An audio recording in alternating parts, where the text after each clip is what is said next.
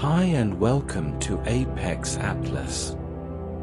High in the Andes, where the air is thin and the horizon feels endless, there is a country shaped by altitude, endurance, and struggle. This is Bolivia, a land of ancient stone temples, sacred lakes, and salt flats so vast they mirror the sky. But Bolivia is more than breathtaking landscapes. It is a land where civilizations rose at the roof of the world, where empires clashed, where conquest rewrote lives, and where a single mountain of silver once fueled the wealth of Europe. From Tiwanaku, one of South America's greatest ancient cultures, to the Inca Empire, to the brutal rise of Potosí, Bolivia's history is a story of identity, resistance, and survival. A story shaped by extraction, by war, by revolution, and by people who refused, again and again, to be erased. This is the history of Bolivia, not just as a nation, but as a battlefield of the world's oldest question: who controls the wealth of the land, and who pays the price for it? This is Bolivia, and this is its story. Before Bolivia, the ancient civilizations of the Andes c. 10,000 BCE, 1200 CE, the roof of the continent. High above sea level, where the air is thin, the sun feels closer, and the horizon stretches like a wall of sky, there is a world that seems impossible for civilization. And yet, it was here, on the cold plateaus of the Andes, that some of South America's earliest and most astonishing societies learned how to live, build, and thrive.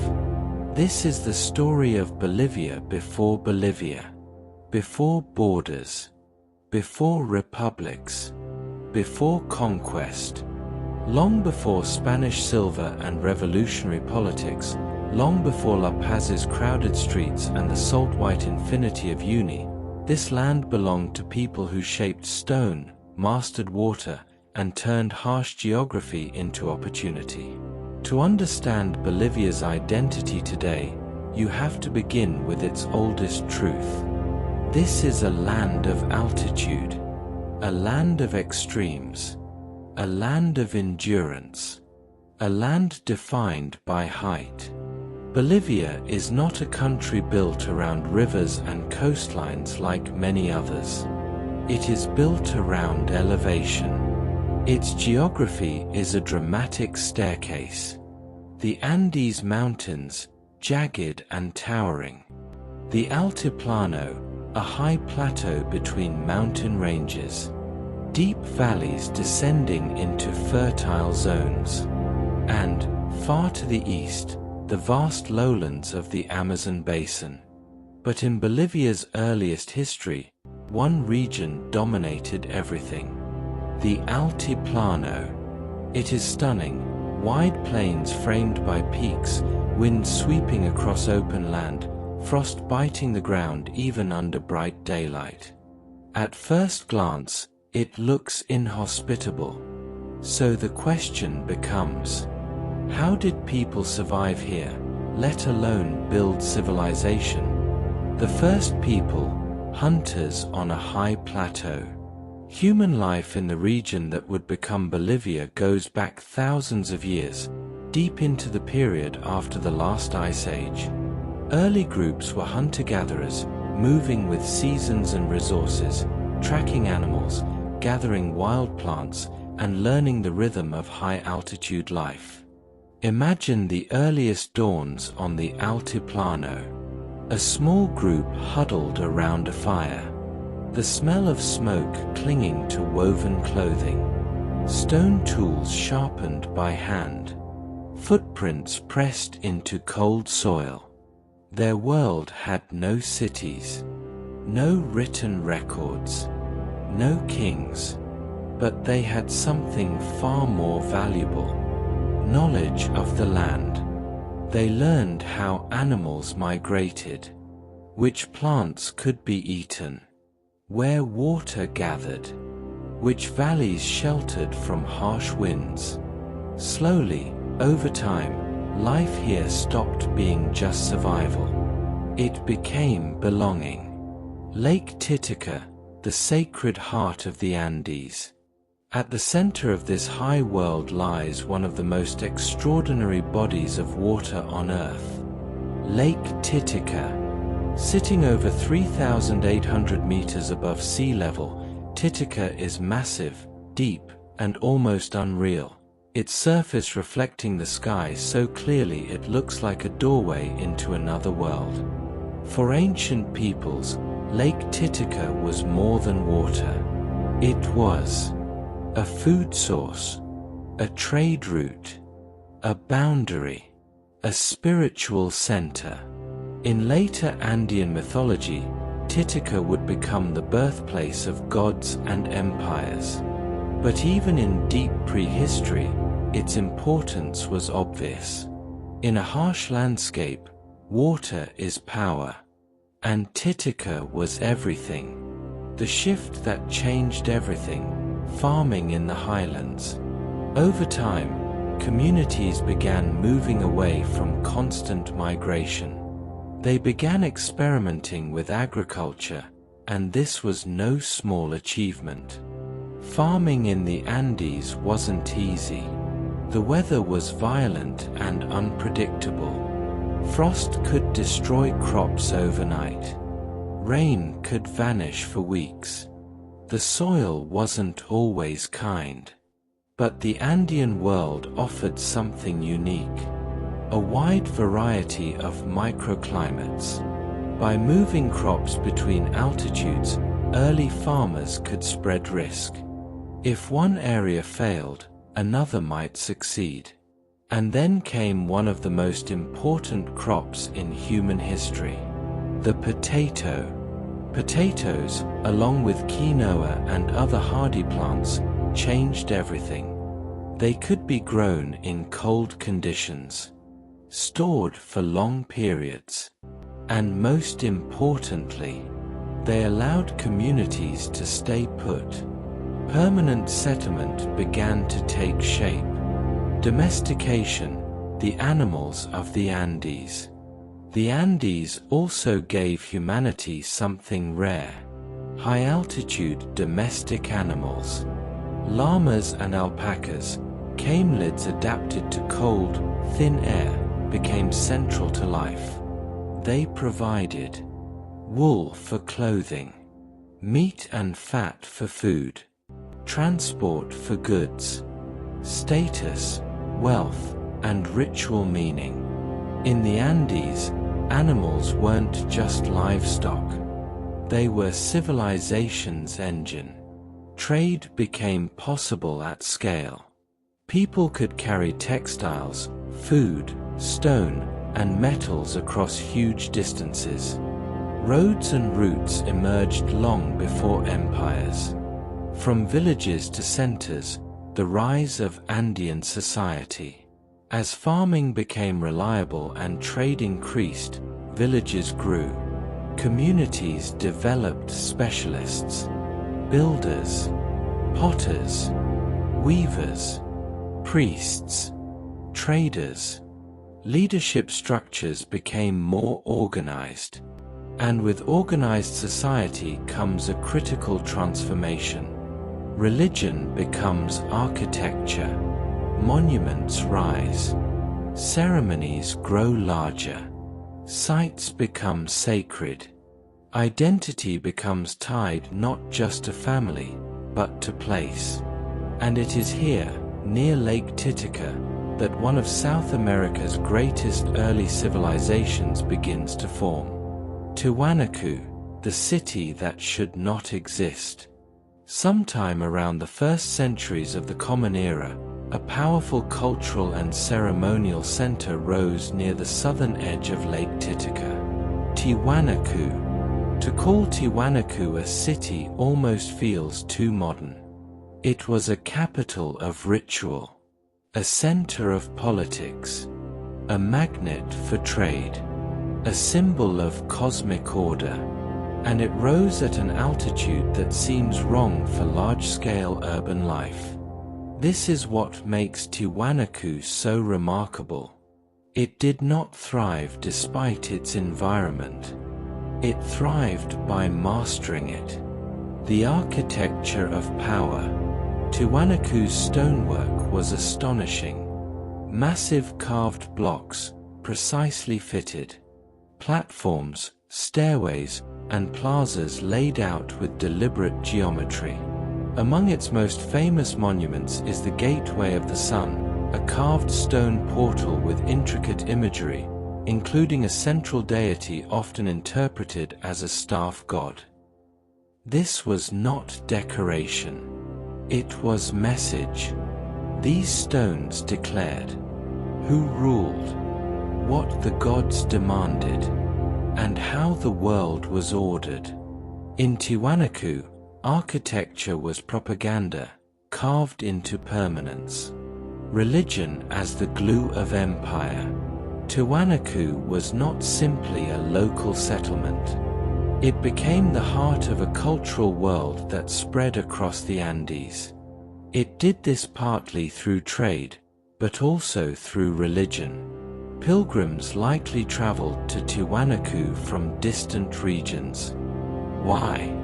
Because sacred centers provide identity larger than tribe, larger than village, larger than local politics. A powerful religion can unify a wide territory without constant warfare. And Tiwanaku's influence spread like that, not only by force, but by belief. Farming the impossible, raised fields and water mastery. To sustain a large population at high altitude, Tiwanaku needed reliable food. They achieved it through an agricultural innovation so clever it still impresses modern scientists. Raised field farming. These were elevated platforms of soil surrounded by water channels. The system solved multiple problems at once. The water channels helped protect crops from frost by holding warmth. The channels stored water during dry periods. The design improved soil fertility. It allowed large-scale farming on difficult land. In other words, Tiwanaku engineered its environment into productivity. This was not simple farming. It was environmental mastery. Trade networks across the Andes. Tiwanaku's reach extended through trade routes connecting valleys, mountains, and lowlands. Goods moved across enormous distances. Textiles, pottery, metals, food, ceremonial objects. Different regions provided different resources. The highlands produced wool and hardy crops. Lower zones produced maize, fruit, coca leaves, and tropical materials. Tiwanaku didn't rely on one landscape. It connected many. Bolivia's earliest civilization wasn't isolated. It was interconnected. A world without writing, but not without records. Tiwanaku did not leave behind written texts like Mesopotamia or Egypt. But absence of writing does not mean absence of intelligence. The Andes developed alternative methods of organization, memory traditions, ceremonial systems, visual symbols, and later, the quipu, knotted record devices associated more with the Incas, but part of a broader Andean record culture. Tiwanaku's architecture itself may have been a form of record, a permanent map of religious and political meaning. Daily life in Tiwanaku. Imagine a day in Tiwanaku at its height. Morning sunlight strikes stone platforms. Smoke rises from cooking fires. Wool garments are tightened against the cold. Farmers head to raised fields. Artisans shape ceramics. Weavers produce complex textiles, far more than clothing, but identity and status woven into patterns. Priests prepare rituals, moving through plazas designed for spectacle. This was a world where the sacred and the practical were inseparable. Survival depended on work. Unity depended on belief.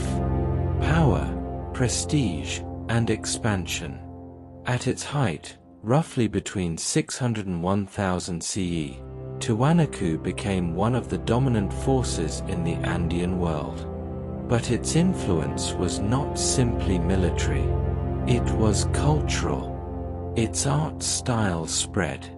Its religious symbols appeared far from its center. Its prestige made it powerful. People didn't have to be conquered to become part of Tiwanaku's world. They could be attracted. The mystery of decline. Every civilization faces a test. For Tiwanaku, that test may have come from the one force no empire can command: climate. Evidence suggests prolonged droughts may have disrupted agriculture. If water systems failed, food production collapsed. With hunger comes unrest, migration, conflict. A system built on environmental mastery becomes vulnerable when the environment changes. By around 1100 to 1200 CE, Tiwanaku declined. Its monuments remained, but the power behind them faded. The city's fall did not erase Andean civilization, but it ended an era. After Tiwanaku, a fractured highlands world. Following Tiwanaku's decline, the Andes did not become empty.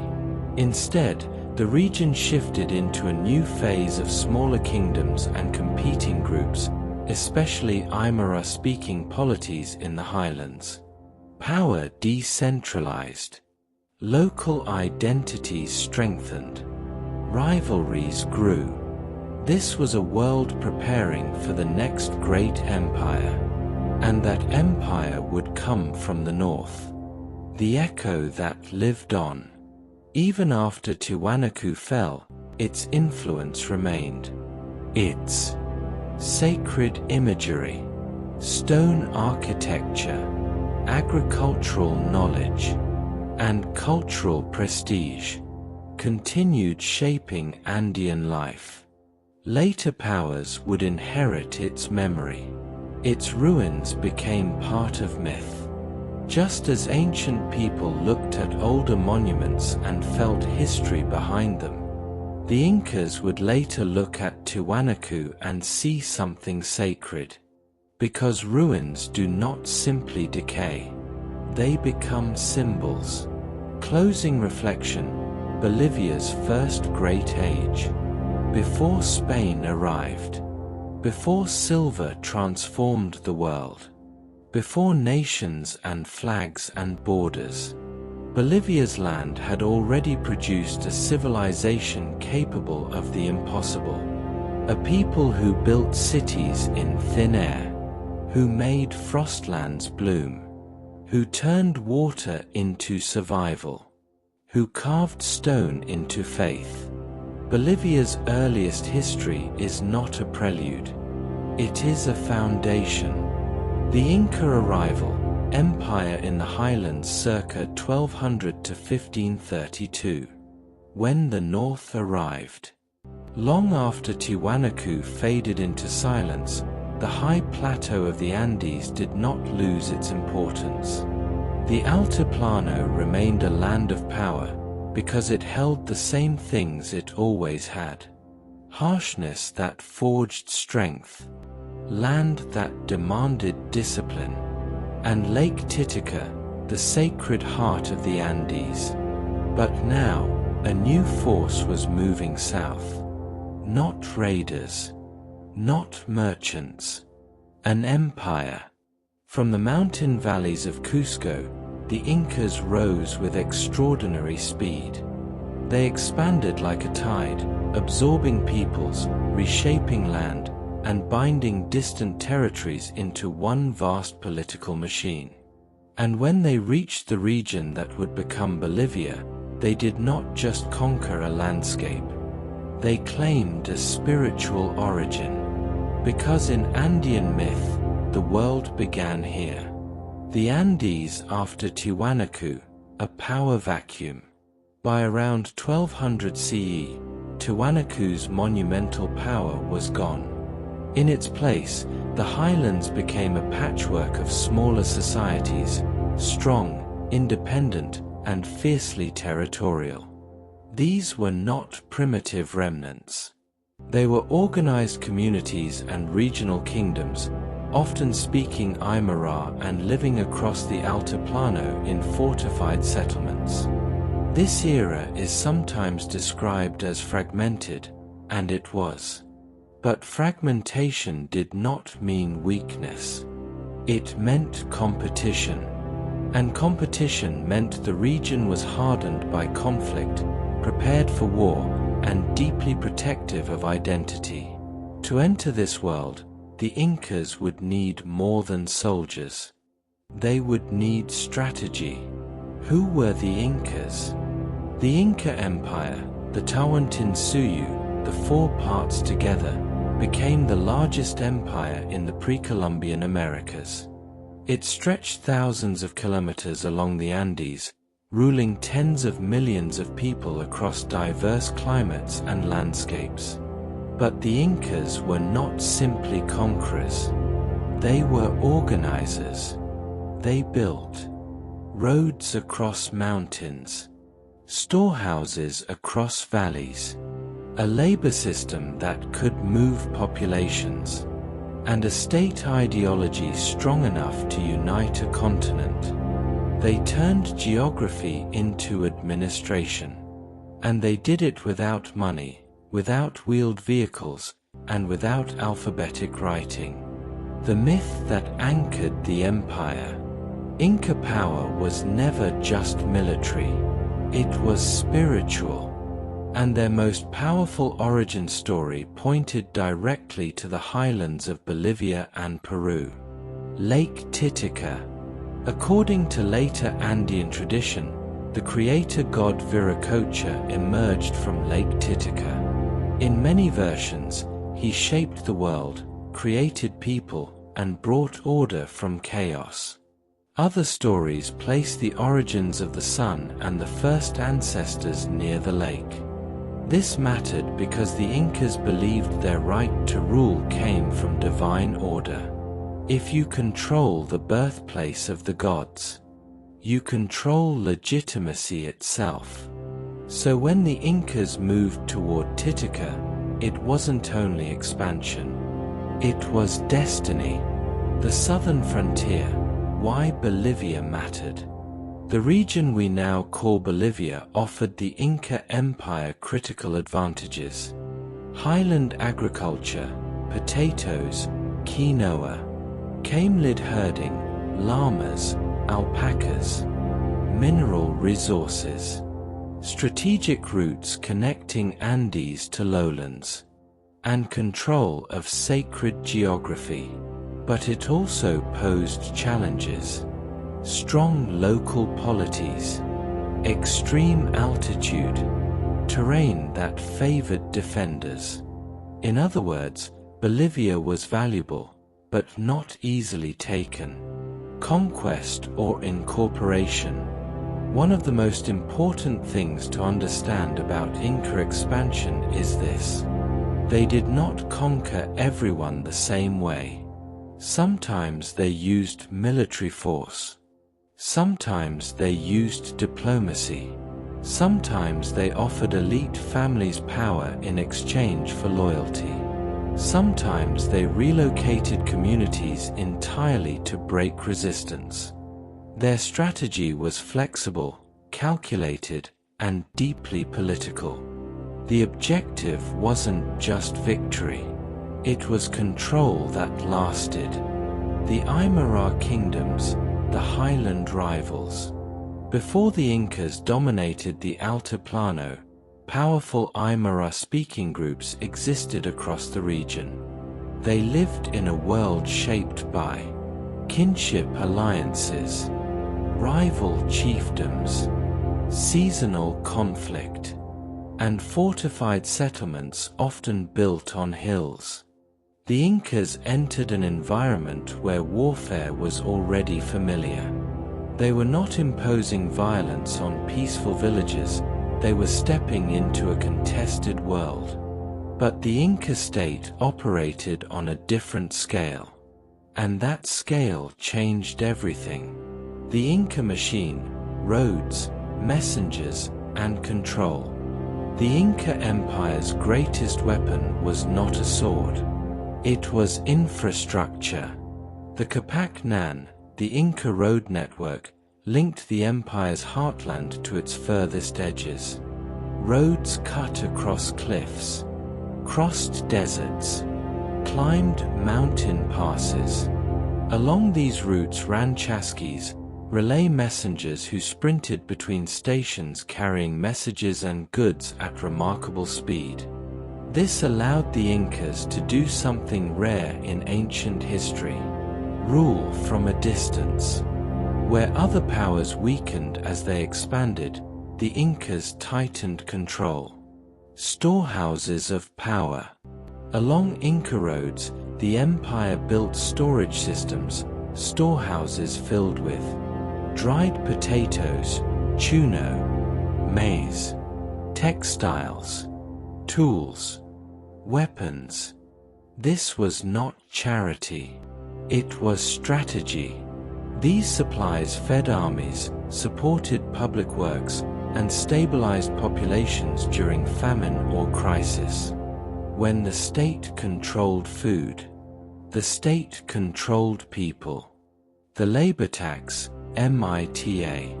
The Inca Empire did not use money as its central organizing tool.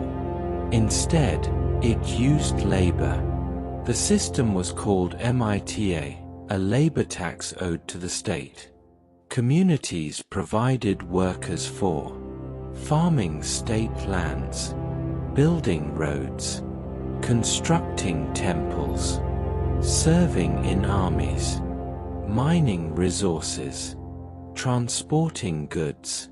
In exchange, the state provided protection, stability, and sometimes food during hardship. It was not freedom, but it was not pure slavery either. It was a system designed for a world where labor was the true currency.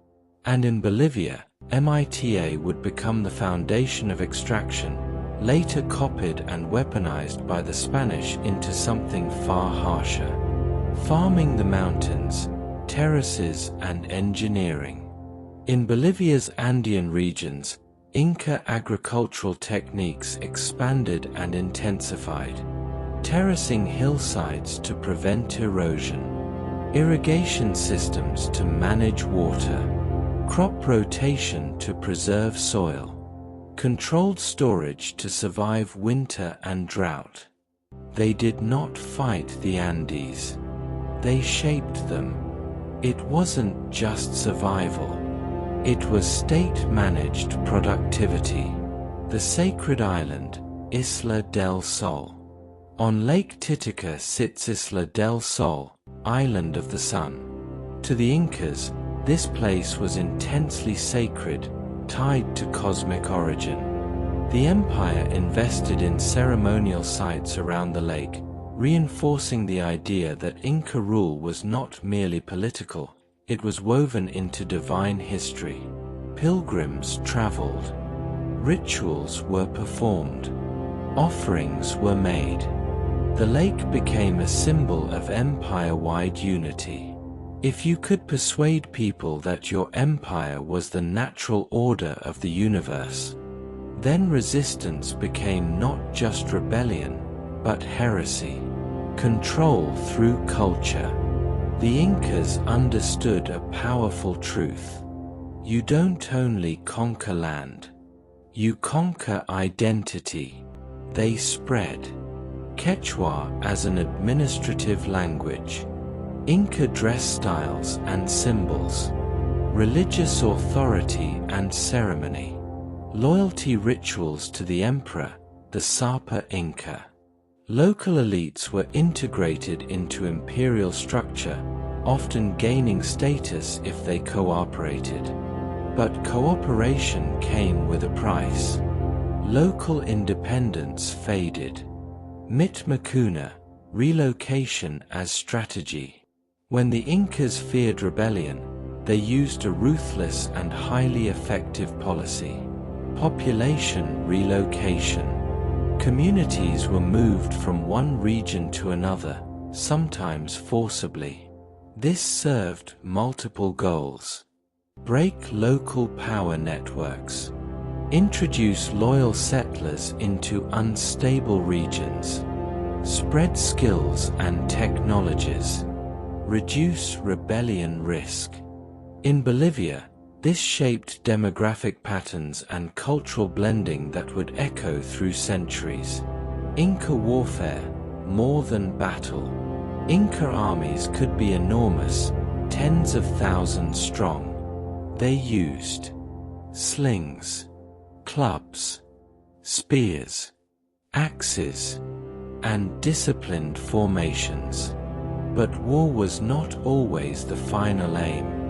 Often, victory was followed by diplomacy, alliances, intermarriage, tribute systems, local autonomy under Inca oversight.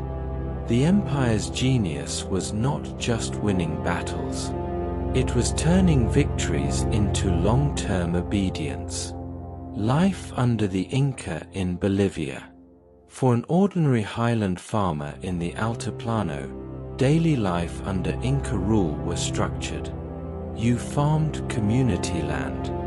You worked state projects when called. You contributed to storehouses. You participated in rituals. You belonged to an Ailu, a kin-based community unit. The Ailu was the foundation of Andean society, organizing labor, land, and identity. The empire did not erase the Ailu. It used it. Local community structure became the mechanism through which imperial demands were delivered. The Inca state was powerful because it built on what already existed. Order, but not freedom. The Inca Empire was impressive. But it was not a utopia. It demanded obedience and labor. It punished rebellion harshly. It controlled movement and identity. Yet it also brought stability to many regions, reducing warfare between small kingdoms and providing systems of food storage and redistribution. To some, it was protection. To others, it was domination. And both views can be true. The empire at its height. By the early 1500s, the Inca world was immense. Its emperor ruled from Cusco as a semi-divine figure, surrounded by gold, ceremony, and imperial bureaucracy. Bolivia's highlands were now part of this system. Its labor-powered imperial projects. Its land-fed armies and cities. Its sacred geography reinforced Inca legitimacy. But the empire had a weakness. A weakness no stone walls or roads could stop. Civil war, the empire splits. In the years before Spanish contact, the Inca Empire was destabilized by internal crisis, especially a succession struggle that turned into civil war. Rivals fought for control of the throne. The state's unity fractured. And when unity fractures at the top, the edges begin to loosen. Bolivia's regions, like others, existed inside an empire that suddenly looked less eternal. The first rumors of the strangers. From the coast, strange stories began traveling along the roads. Men with metal skin, animals larger than llamas, weapons that thundered, disease that arrived before armies. At first, these sounded like myths, but myths became reality faster than anyone could understand. Because the greatest shock was not their weapons. It was what they carried invisibly. Disease, the silent conqueror. Before full Spanish conquest reached the heartland, European diseases, especially smallpox, spread through the Americas. They killed rapidly and unpredictably. The Andes had never faced these illnesses. Communities collapsed. Leadership structures failed. The world cracked under an invisible attack. By the time the Spanish marched into the Inca world, it was already weakened, not by defeat, but by biological catastrophe. Bolivia was on the edge of a continental disaster. Closing reflection, an empire at the cliff edge. For a brief moment in time, Bolivia belonged to one of the greatest imperial systems the Americas had ever known. It was organized. It was disciplined. It was sacred and political at once. The Inca Empire brought order to a harsh world, binding mountains, valleys, and peoples into one structure strong enough to rule a continent. But history had reached a breaking point. Because the next chapter would not be an Andean empire rising. It would be an outside world colliding. A new faith. A new economy. A new kind of conquest. And everything would change. The Spanish conquest, collapse and colonization 1532 to 1600. A world arrives from the sea. The Inca Empire did not fall because it was weak. It fell because something arrived that it could not understand, predict, or defend against. In the early 1500s, the Andes was still one of the most powerful regions in the Americas, highly organized, spiritually unified, and connected by roads that stretched across continents. But then came strangers from across the ocean. They brought metal, horses, and gunpowder. They brought a new god. They brought a new obsession, wealth. And worst of all, they brought disease, silent and unstoppable. This chapter is not simply about conquest. It is about collision. Two worlds meeting, and one being violently remade. The first shock, why the Inca world was vulnerable. To understand how the Spanish conquered such a vast empire with so few men, you have to understand the exact moment they arrived. The Inca Empire was already in crisis. Disease had weakened populations. Leadership was unstable. Civil war had divided loyalty. Regions were tense, resentful, and exhausted. In an empire held together by discipline and sacred authority, a breakdown at the top is catastrophic. And the Spanish arrived at the worst possible time. 1532, a trap in the mountains. In 1532, Spanish conquistador Francisco Pizarro and a small group of soldiers reached the Inca world. They were vastly outnumbered, but they understood something powerful. In an empire built on hierarchy, if you capture the emperor, you capture the system. They invited the Inca ruler Atahualpa to meet them at Cajamarca. It was framed as diplomacy. It was a trap. Atahualpa arrived with thousands, confident, ceremonial, unafraid. The Spanish attacked. Gunfire erupted. Horses charged. Chaos exploded into the plaza. thousands were killed. Atahualpa was taken captive. And in that moment, the Inca world began to break. The Inca system without the Inca. The Inca Empire relied heavily on the authority of the Sapa Inca. The emperor was not merely a political leader. He was sacred.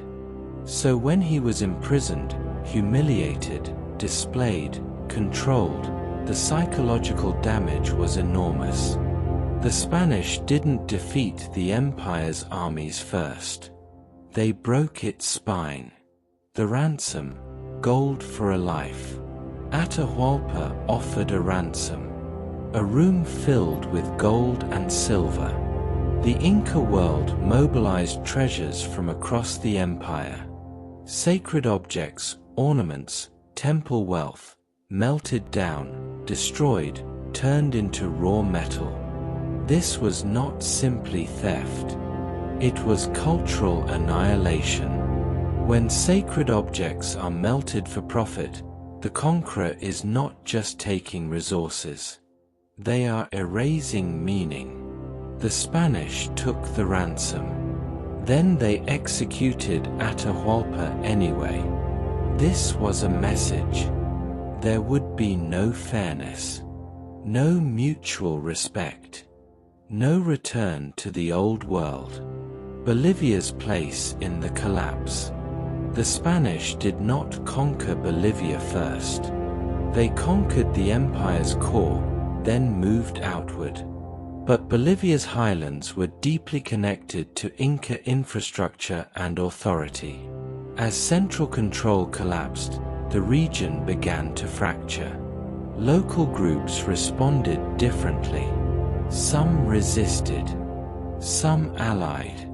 Some tried to survive by adapting. Bolivia was about to become a frontier of Spanish expansion. And soon, it would become something else entirely.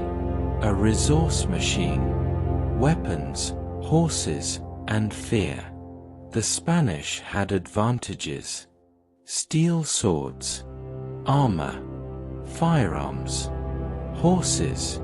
But the greatest weapon wasn't technology alone. It was fear. Horses were unknown to Andean societies. Cavalry charges were psychologically terrifying. Steel weapons cut through wooden and stone arms. Yet even these advantages wouldn't have been enough without something larger. Division. Allies of conquest. Indigenous rivalries.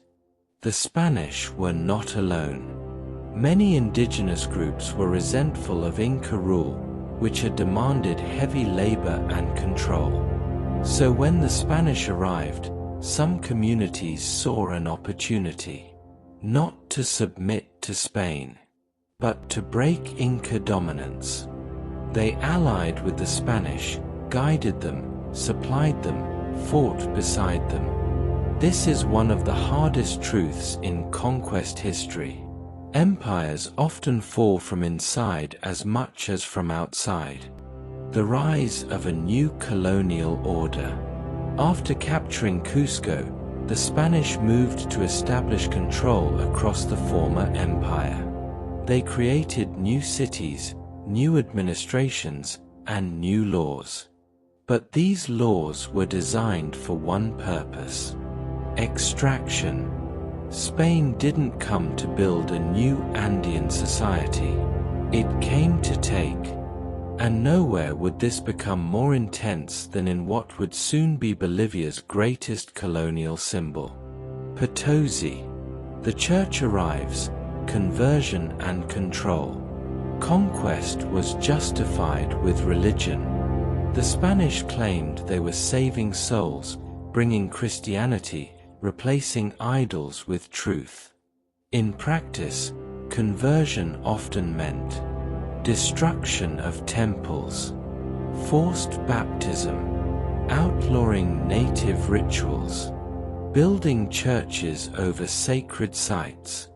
But religion was not only spiritual, it was administrative. Christianity became a tool of empire, creating obedience and reshaping identity. And yet, conversion was never complete. Across the Andes, including Bolivia, native belief systems survived, often merging with Christian symbols into a complex religious blending. The encomienda system, people as property. The Spanish introduced a system called encomienda. On paper, it was supposed to be protection and Christian instruction for indigenous people. In reality, it was forced labor. Spanish settlers were granted the right to demand tribute and labor from local communities. This created a new hierarchy. Spanish elites at the top, mixed populations in the middle, indigenous communities at the bottom. Bolivia's people were becoming part of a colonial machine. Anatomy of exploitation. The Spanish were obsessed with measurable wealth, gold and silver, taxes, shipments, records.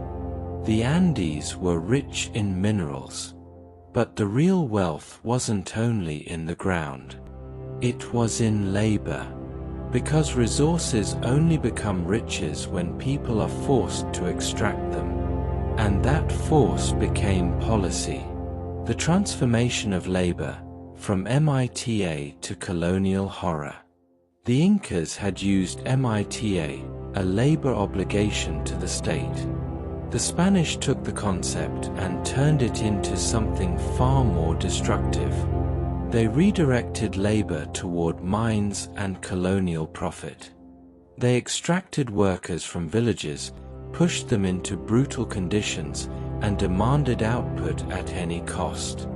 It was a system built on exhaustion. For Bolivia, this would become the defining trauma of colonization. Resistance, quiet, open, and constant. Despite the Spanish victory, resistance never stopped. Sometimes it was open. Battles, uprisings, attacks on colonial settlements. But more often, it was quiet. Refusing labor, fleeing into remote areas, maintaining forbidden rituals in secret, speaking native language as an act of survival. Bolivia's indigenous identity did not disappear. It adapted. Cities as control centers. The Spanish established urban centers to anchor power. In Bolivia, early colonial structures grew around the Andes' strategic routes and labor networks. Urban life under Spain meant churches dominating skylines, Spanish language as authority, legal systems designed to favor colonizers, markets tied to colonial extraction. This created a hard divide between colonial city and indigenous countryside, a divide that shaped Bolivia for centuries. The birth of a new society. Colonial rule created new social categories. Over time, mixed ancestry populations grew, mestizos, living between Spanish elites and indigenous communities. This made society layered and complex. Spanish-born elites, American-born Spaniards, criollos, mixed populations, indigenous communities, enslaved Africans in some regions. This hierarchy was not only social. It was enforced in law, work, and identity. Bolivia's future conflicts, class, race, power, were being engineered from the start. 1600, a new Bolivia is forming. By the end of the 1500s, the conquest was no longer a campaign. It was a system. The Andes were now plugged into a global economy centered on Europe. Indigenous life was still present, but transformed. Communities reorganized. Labor demanded. Religion pressured. Political autonomy crushed. Bolivia was becoming a colonial resource hub. And soon, one discovery would change the global economy itself. A mountain. A mountain that would become one of the most infamous places in human history. Closing reflection. The end of one world. The Spanish conquest did not just replace rulers. It replaced realities. The Andes had been organized around sacred geography, labor-based reciprocity, communal identity, imperial order. Spain replaced it with private wealth, forced extraction, racial hierarchy, global profit. Bolivia was no longer part of an Andean empire. It was becoming a colony. And the next chapter will reveal the true heart of that colonial system. Potosí, the mountain that fed Spain's empire, the mountain that changed the world, and the mountain that consumed countless lives. Potosí and Silva, the mountain that funded an empire 1545–1700s. The mountain that ate men. High in the Bolivian Andes, near the roof of the world, there stands a mountain that reshaped global history. It looks almost unnatural, steep, reddish, scarred by centuries of digging. Its name is Cerro Rico, the rich hill. But behind that name lies a darker truth. This mountain did not simply produce silver. It produced suffering on an industrial scale. It fueled Spain's empire. It financed Europe's wars. It linked South America to global trade. And it consumed the lives of countless workers, many of them indigenous, coerced into labor so brutal it became legend. This is the story of Potosí, a city built on silver, and a system built on human exhaustion. 1545, the discovery that changed everything. The year is 1545. Just over a decade after the Spanish smashed the Inca leadership, rumors began spreading across the Andes. A mountain near the small settlement of Potosí contained silver so abundant it glittered from exposed rock. The Spanish did not see a mountain. They saw a miracle. They saw empire. They saw a way to turn conquest into endless profit. And once the Spanish realized what Cerro Rico contained, Bolivia's role in the colonial world was sealed. A boom town at 4,000 meters.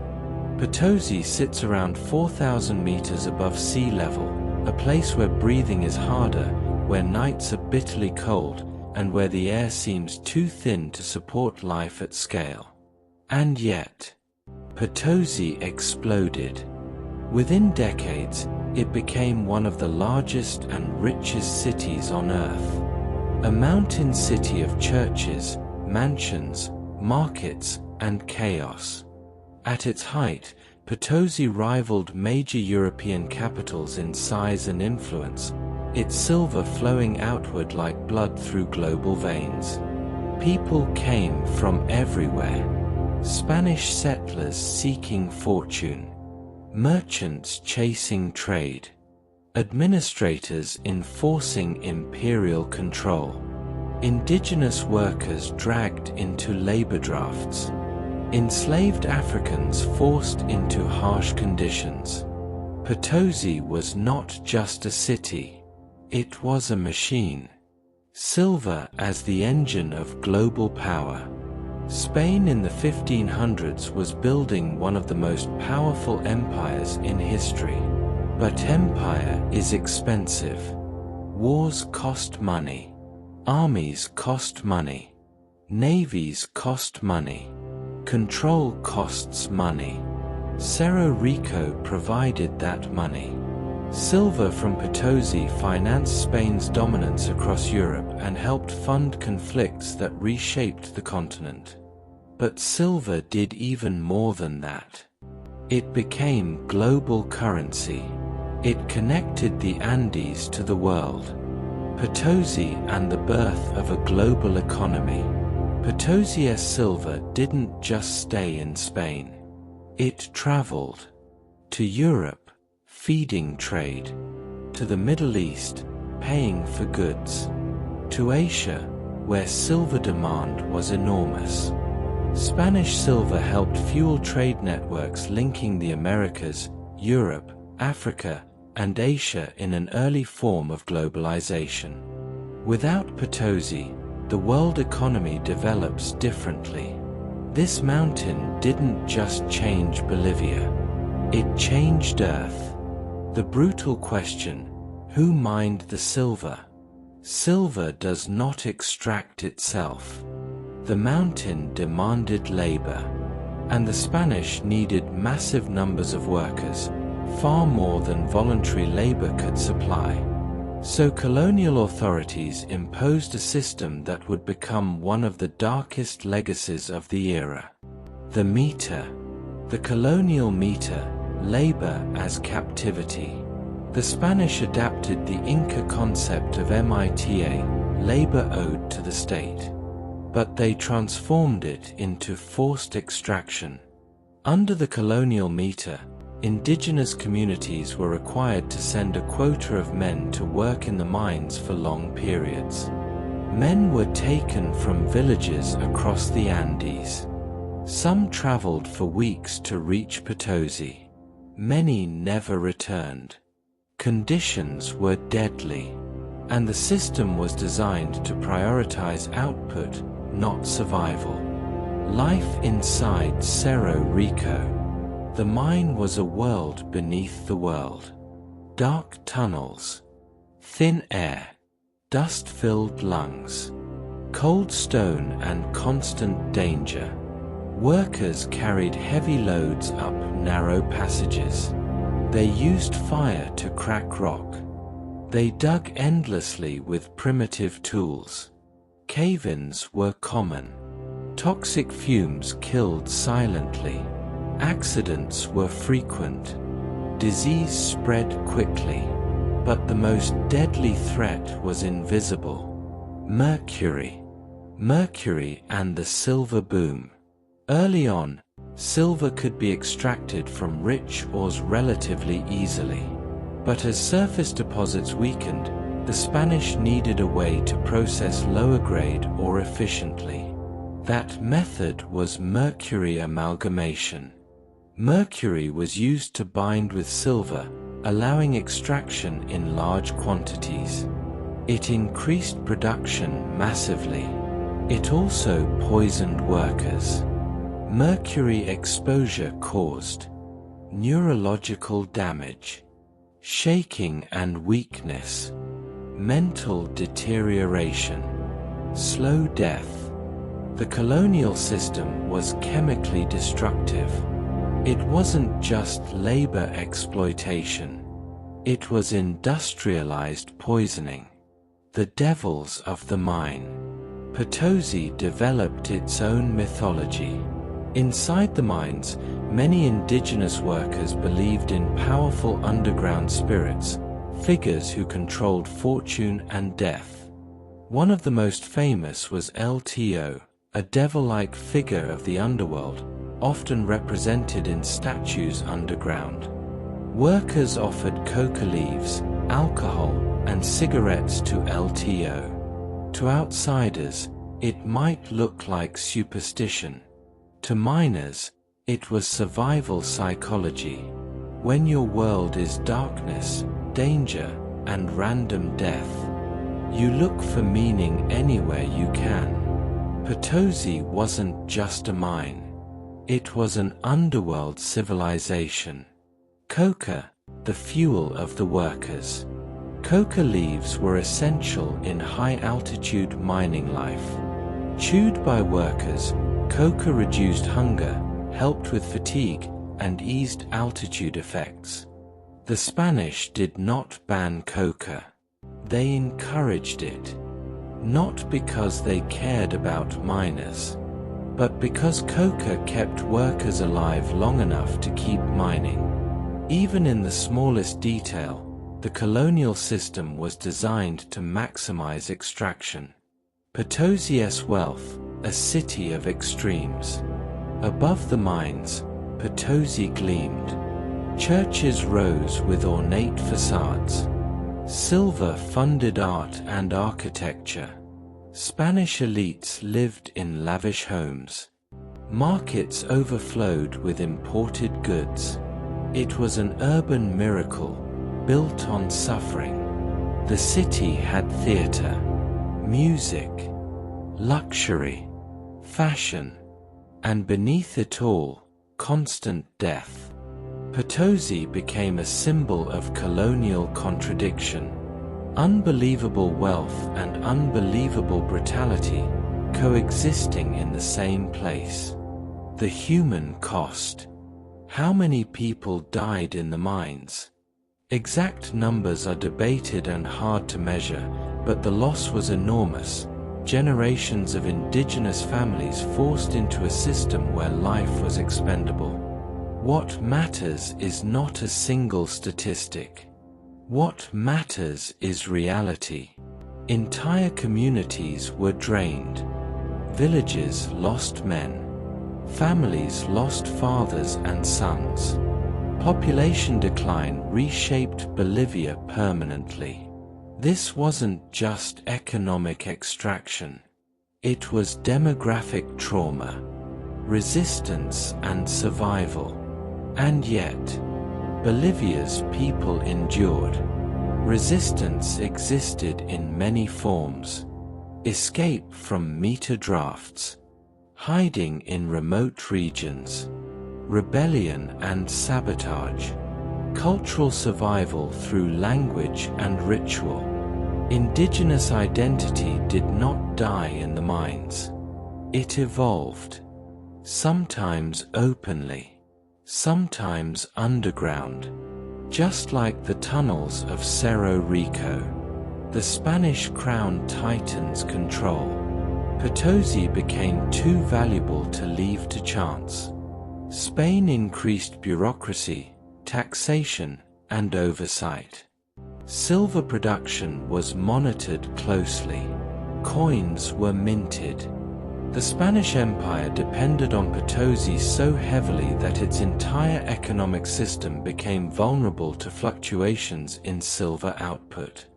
When production was high, Spain grew stronger. When production fell, Spain panicked. Bolivia was not just part of the empire. Bolivia was financing it. Silver coins and the world. Potosí's silver became coinage used across continents. These coins circulated globally, accepted from the Americas to Europe to Asia. This is one of the strangest truths of history. Silver dug from a mountain in Bolivia helped build global trade networks linking China, Europe, and the New World.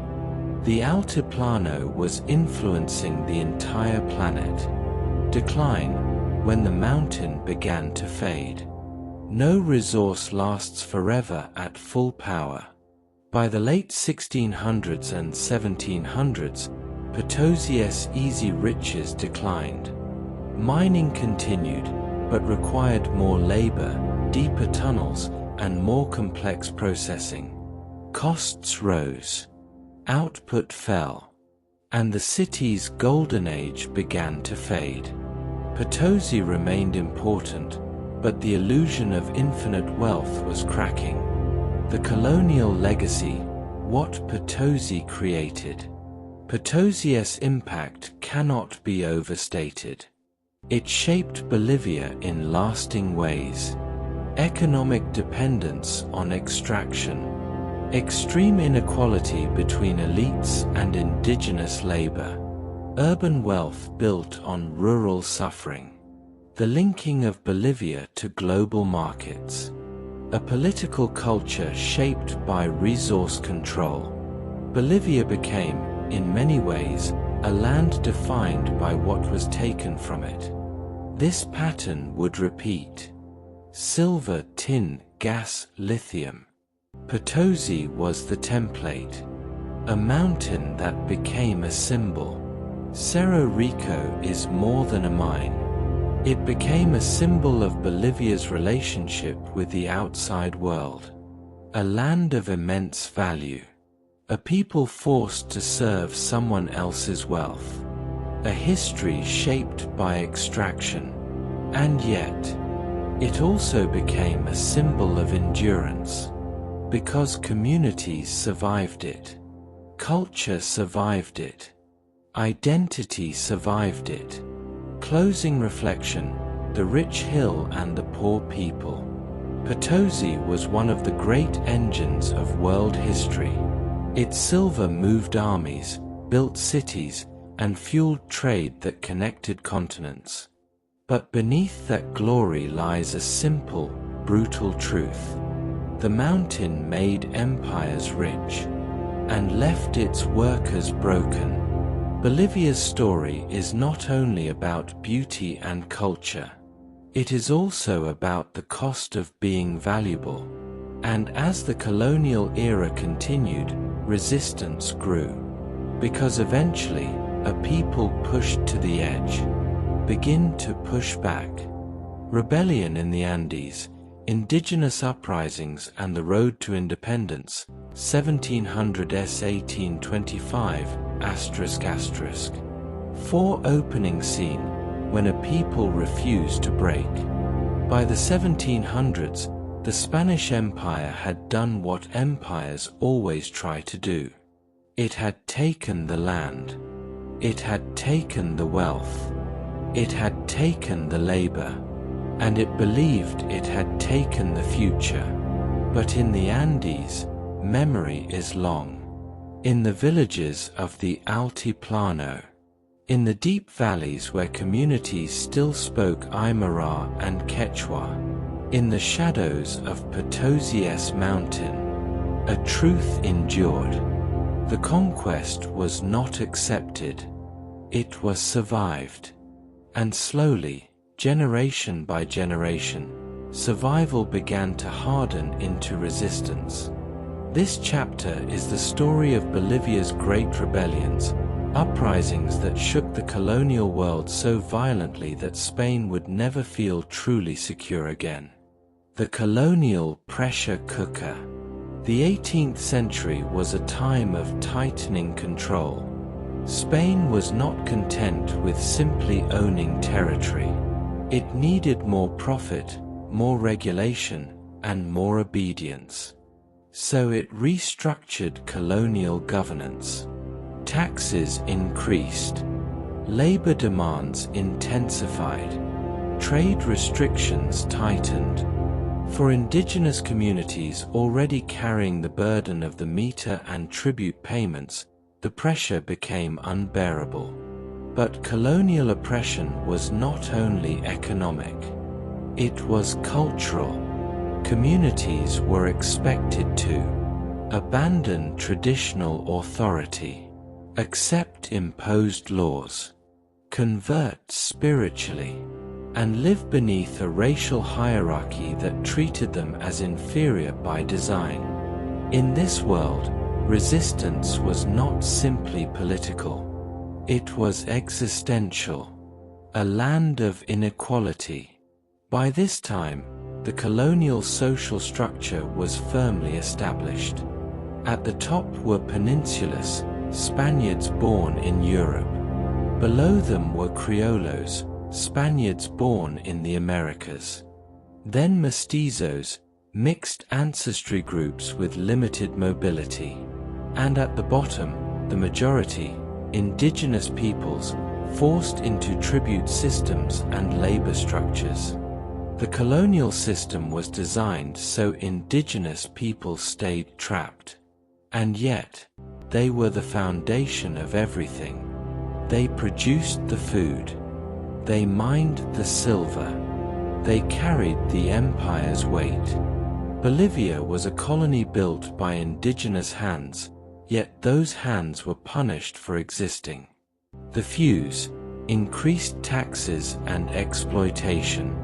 Spanish reforms known as the Bourbon reforms attempted to modernize and improve the empire. But for Bolivia, the impact was often harsher extraction, increased sales taxes, more aggressive tribute collection, stronger enforcement of forced labor, more power granted to colonial officials. Corruption flourished. Local administrators squeezed communities. Land pressures increased. Traditional leaders were undermined. For indigenous people, the colonial world felt like a tightening noose. Rebellion was inevitable. And when rebellion finally came, it came with fire. Not a protest. Not a petition. A war. Tupac Amaru II and the Andean shockwave. In 1780, rebellion erupted in the Andes under Tupac Amaru II, in what is now Peru.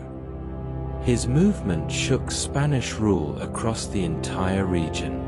It was not only a revolt against taxes, it was a revolt against the colonial world itself. News spread fast, across roads, valleys, and high plateaus. And in the Bolivian highlands, rebellion was already waiting. Enter Tupac Katari. In Bolivia, one name would become legendary: Tupac Katari. Born as Julian Apaza, he would take a new name, one that fused identity, rebellion, and destiny.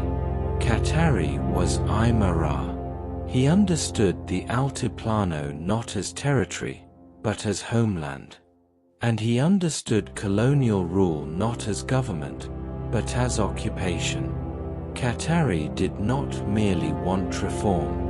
He wanted the colonial system dismantled. The Siege of La Paz.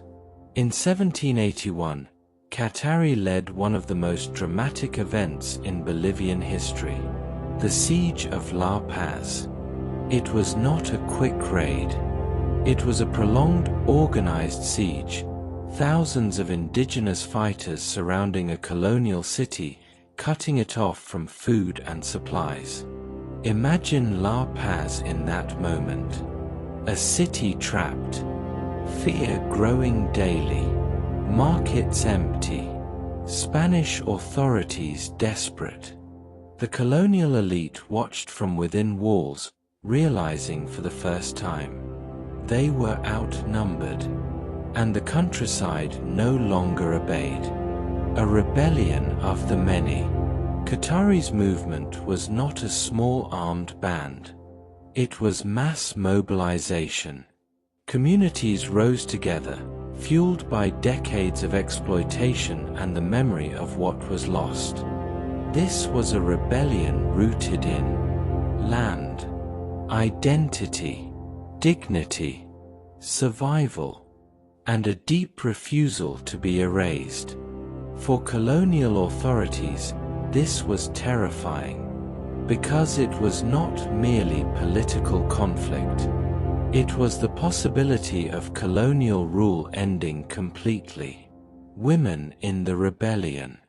Bolivia's rebellions were not only led by men. Women played essential roles: fighters, organizers, supporters, strategists. One of the most famous figures was Bartolina Sisa, Katari's partner and an important leader in her own right. Her role has become deeply symbolic in Bolivian memory, representing indigenous resistance and women's leadership in the struggle against oppression. This matters because Bolivian rebellion was not a single leader's dream. It was a community movement. What the rebels wanted. It's easy to imagine uprisings as chaos, but these movements had goals. Many rebels wanted the end of forced labor, the removal of abusive officials, restoration of indigenous authority, an end to tribute demands, and dignity within the land they had always lived on. Some wanted a return to an Andean order. Some wanted a new world entirely, but all shared one belief: the colonial system was not legitimate. Spanish response: brutality and fear. The Spanish response was ruthless. They crushed uprisings with executions, punishments, and terror designed to discourage future rebellion. Tupac Katari was captured. He was executed in an intentionally horrific way, meant to send a message that resistance would be destroyed. But history works strangely. Sometimes the harshest punishments create the strongest legends.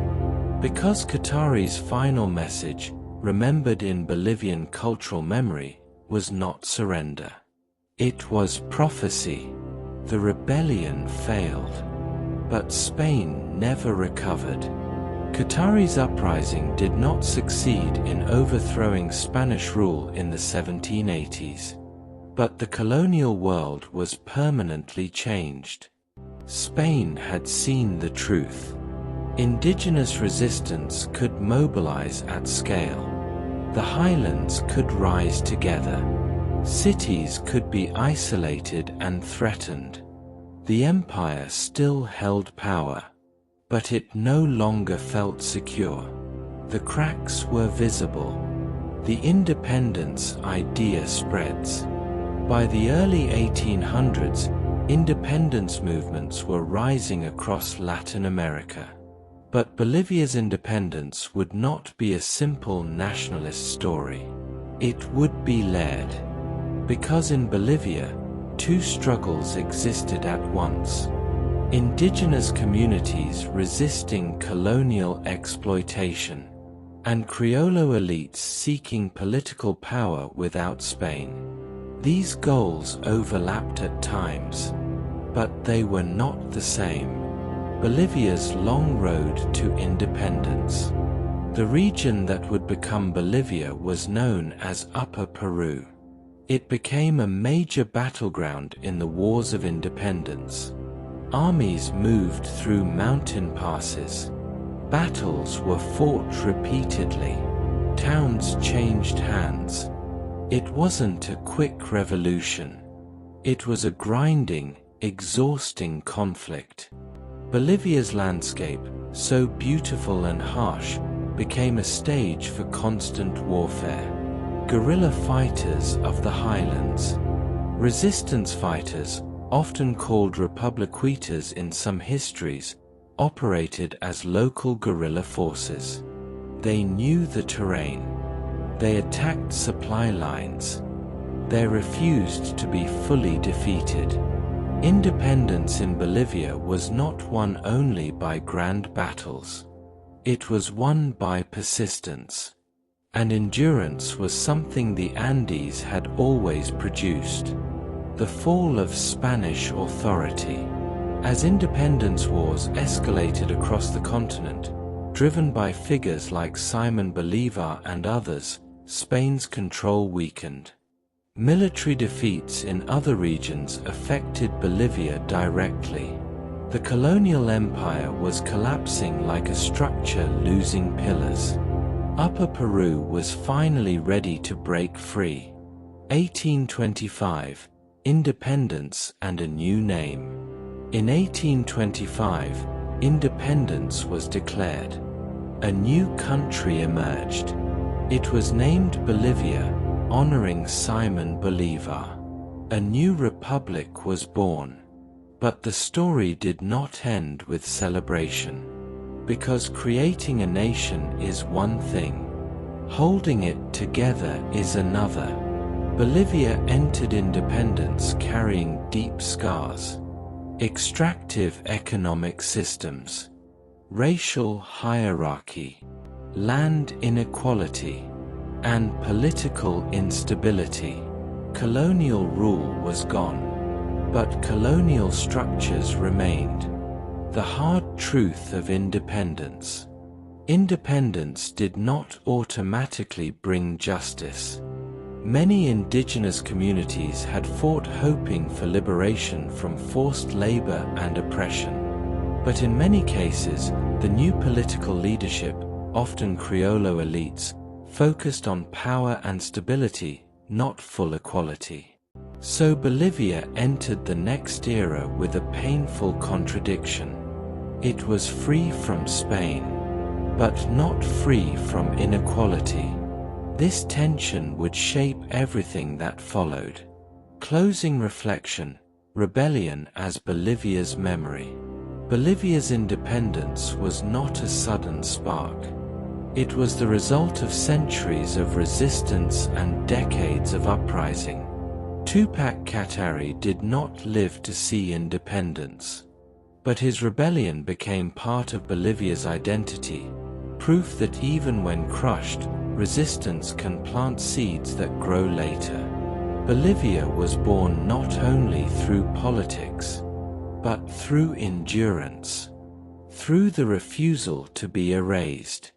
And now, the Republic would face its next challenge: to build a nation out of colonial ruins, to define borders, to find stability, to decide who the country truly belonged to.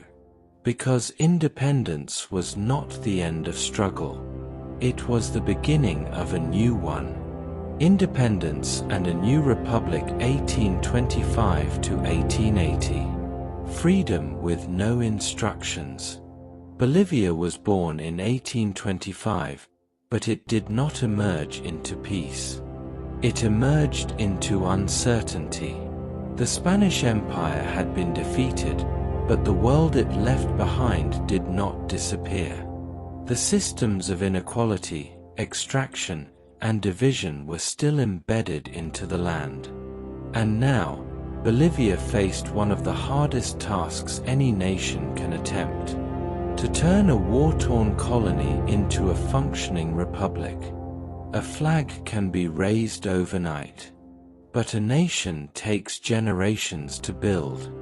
This chapter is the story of Bolivia's earliest republic years, an era of hope, instability, ambition, and constant pressure, where the dream of independence collided with the brutal realities of power.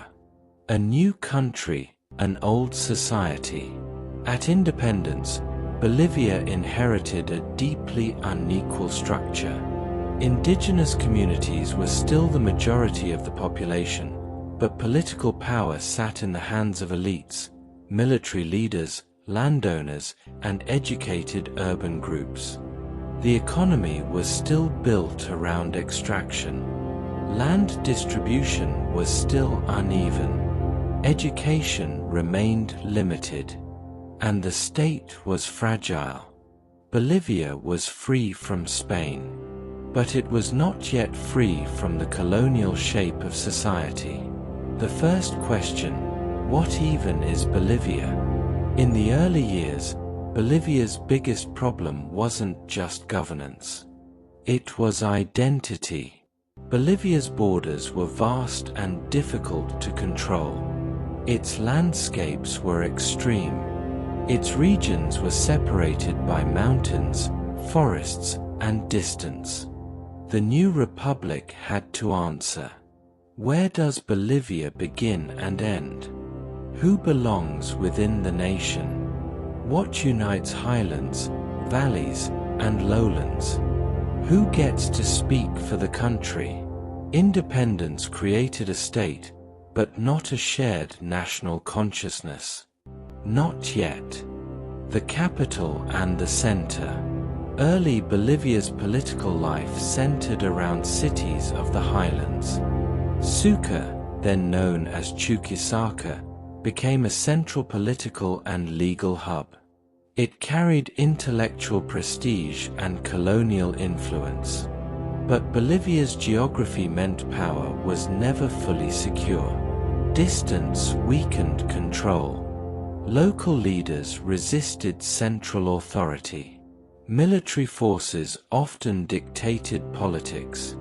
Bolivia entered a pattern that would define much of the 19th century.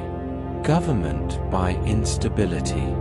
The age of caudillos, power by force. In many newly independent Latin American nations, a similar pattern emerged. The rise of caudillos, strong men, often military leaders, who ruled through personal loyalty, control of armed forces, and dominance over fragile institutions. Bolivia was no exception. In the early republic, presidents rose and fell rapidly. Coups were common. Constitutions changed repeatedly. Leadership was not stable. And without stability, the state could not build lasting systems, schools, infrastructure, reliable taxation, national unity. Instead, it became a political battlefield. Bolivar's shadow and Bolivia's reality.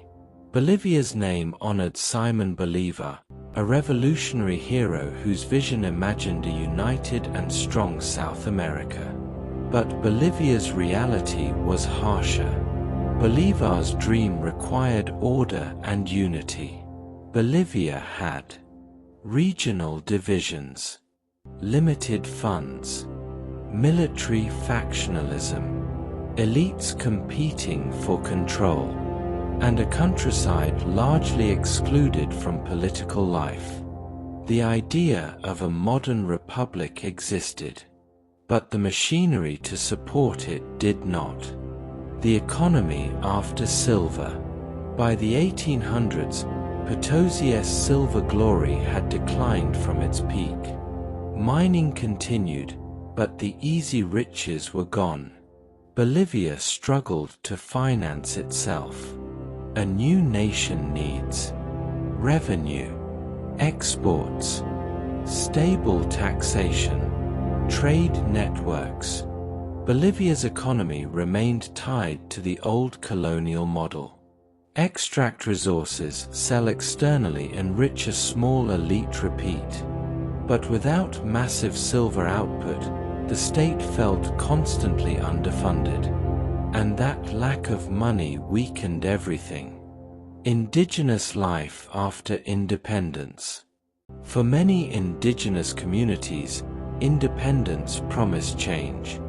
But the early republic often delivered continuity.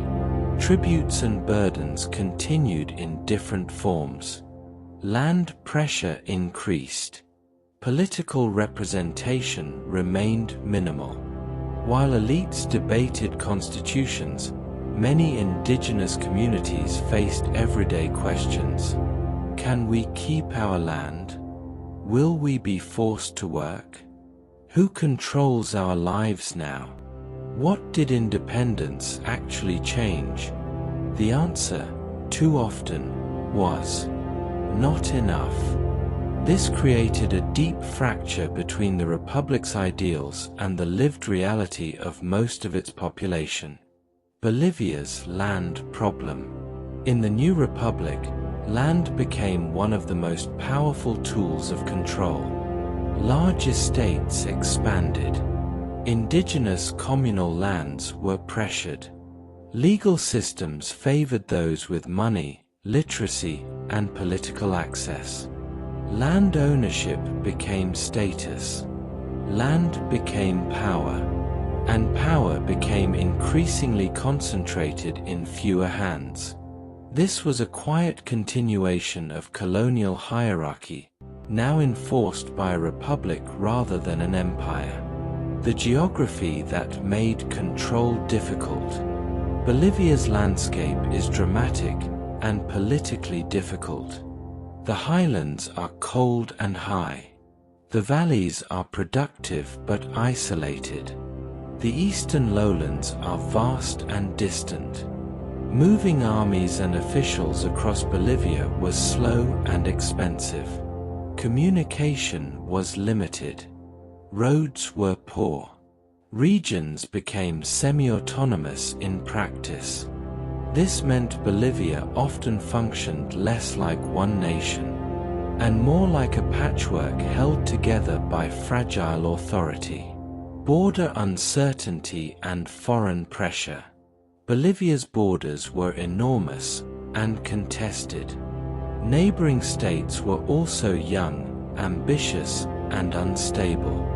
Border regions were thinly populated and hard to control.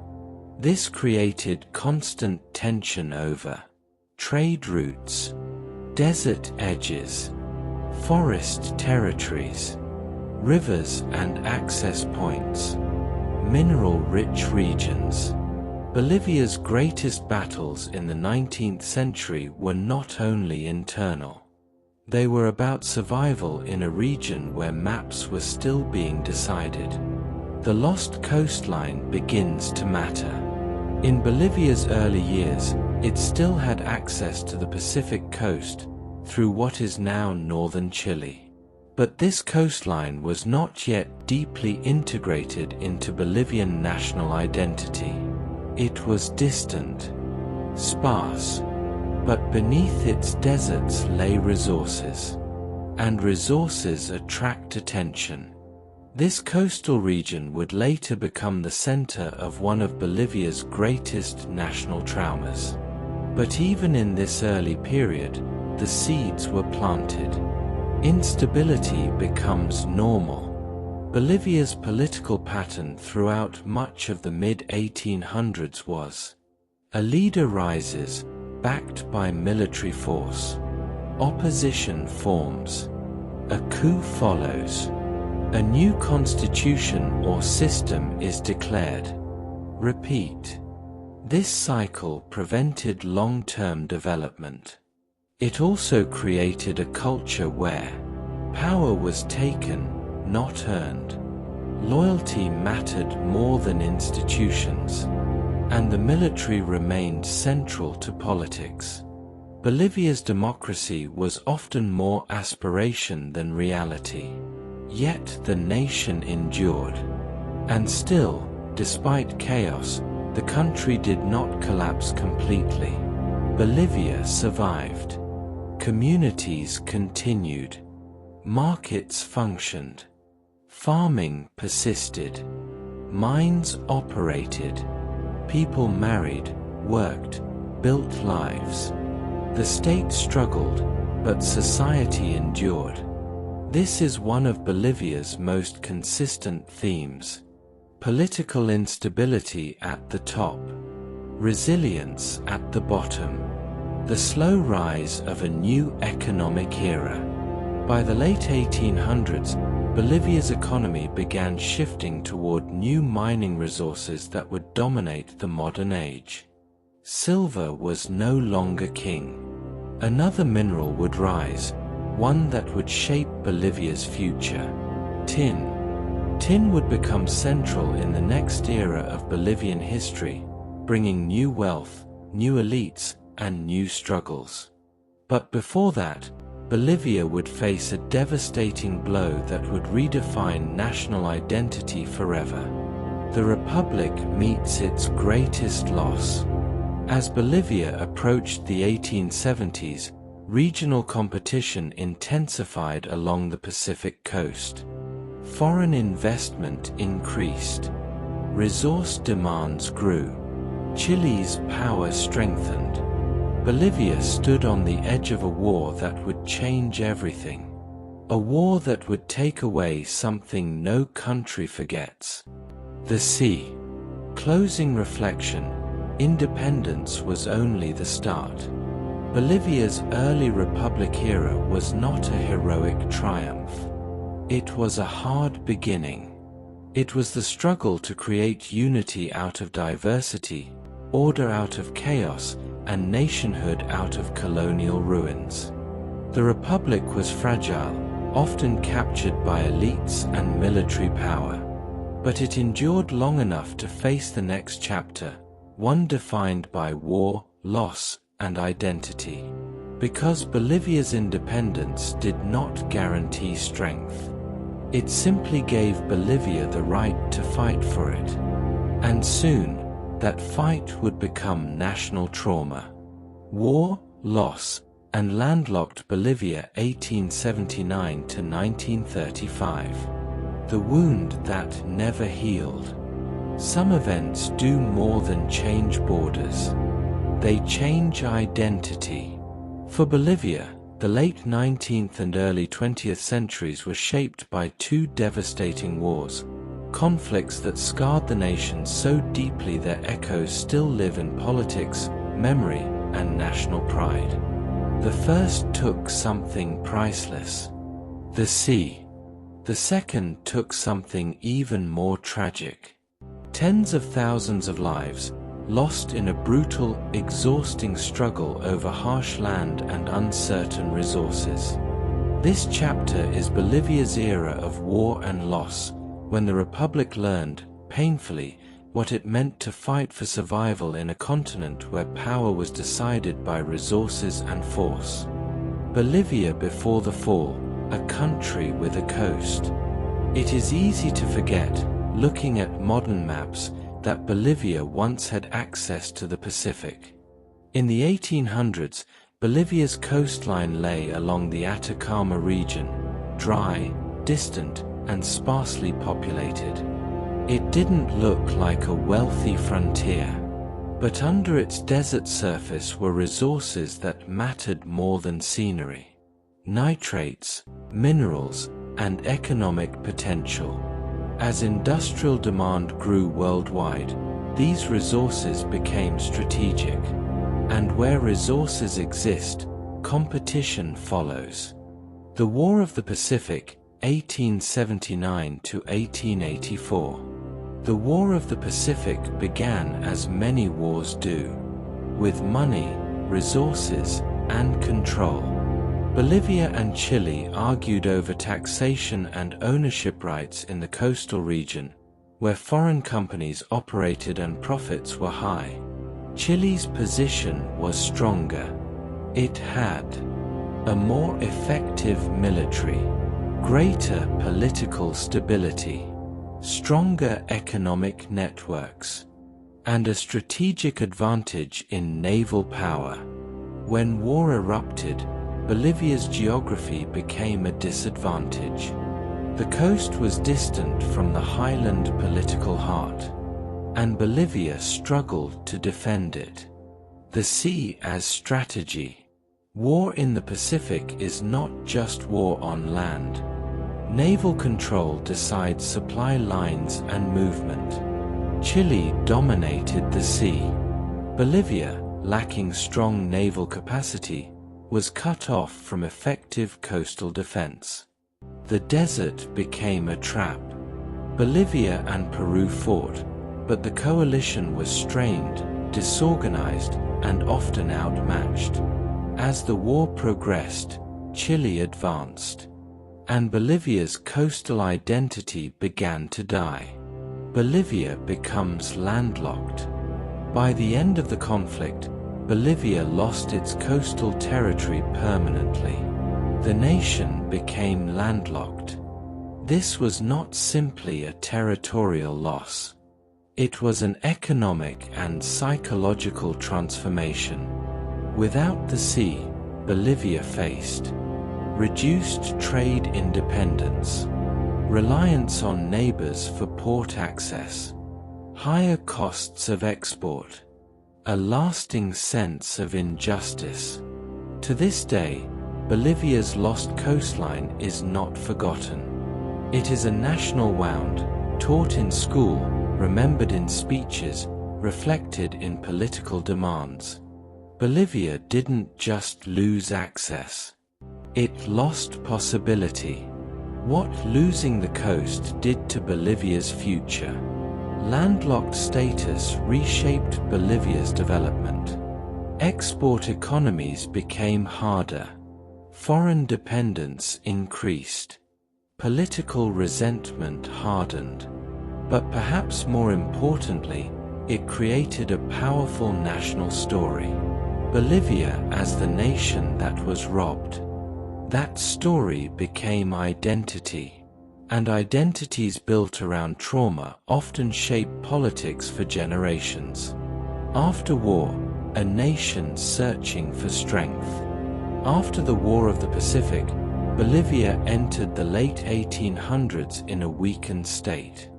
It needed new wealth, new stability, new purpose. It found this in one place: the mines. Tin replaces silver. While Potosí's silver had faded, a new mineral rose: tin. Tin became crucial in the industrial age, used for alloys, machinery, and mass production. Bolivia had tin, and as global demand increased, tin became Bolivia's economic lifeline. But as always in Bolivian history, wealth came with consequences. Tin wealth concentrated power in the hands of a few. The rise of tin barons created a new elite class, massively rich, politically influential, and deeply connected to global markets. Bolivia wasn't escaping extraction. It was repeating it. The return of the old pattern. By the early 1900s, Bolivia's economy once again looked familiar. Resources extracted, exported outward, wealth concentrated, inequality deepened. And on the ground, indigenous and working-class communities often remained marginalized. The state became tied to mining elites. Politics became a battlefield between factions aligned with wealth and those excluded from it. Bolivia's future struggle was brewing. But before revolution came, another war arrived. And this one would be even more brutal. The Chaco, a harsh and deadly frontier. To the southeast of Bolivia lies the Gran Chaco, a vast region of dry forest, heat, insects, and isolation.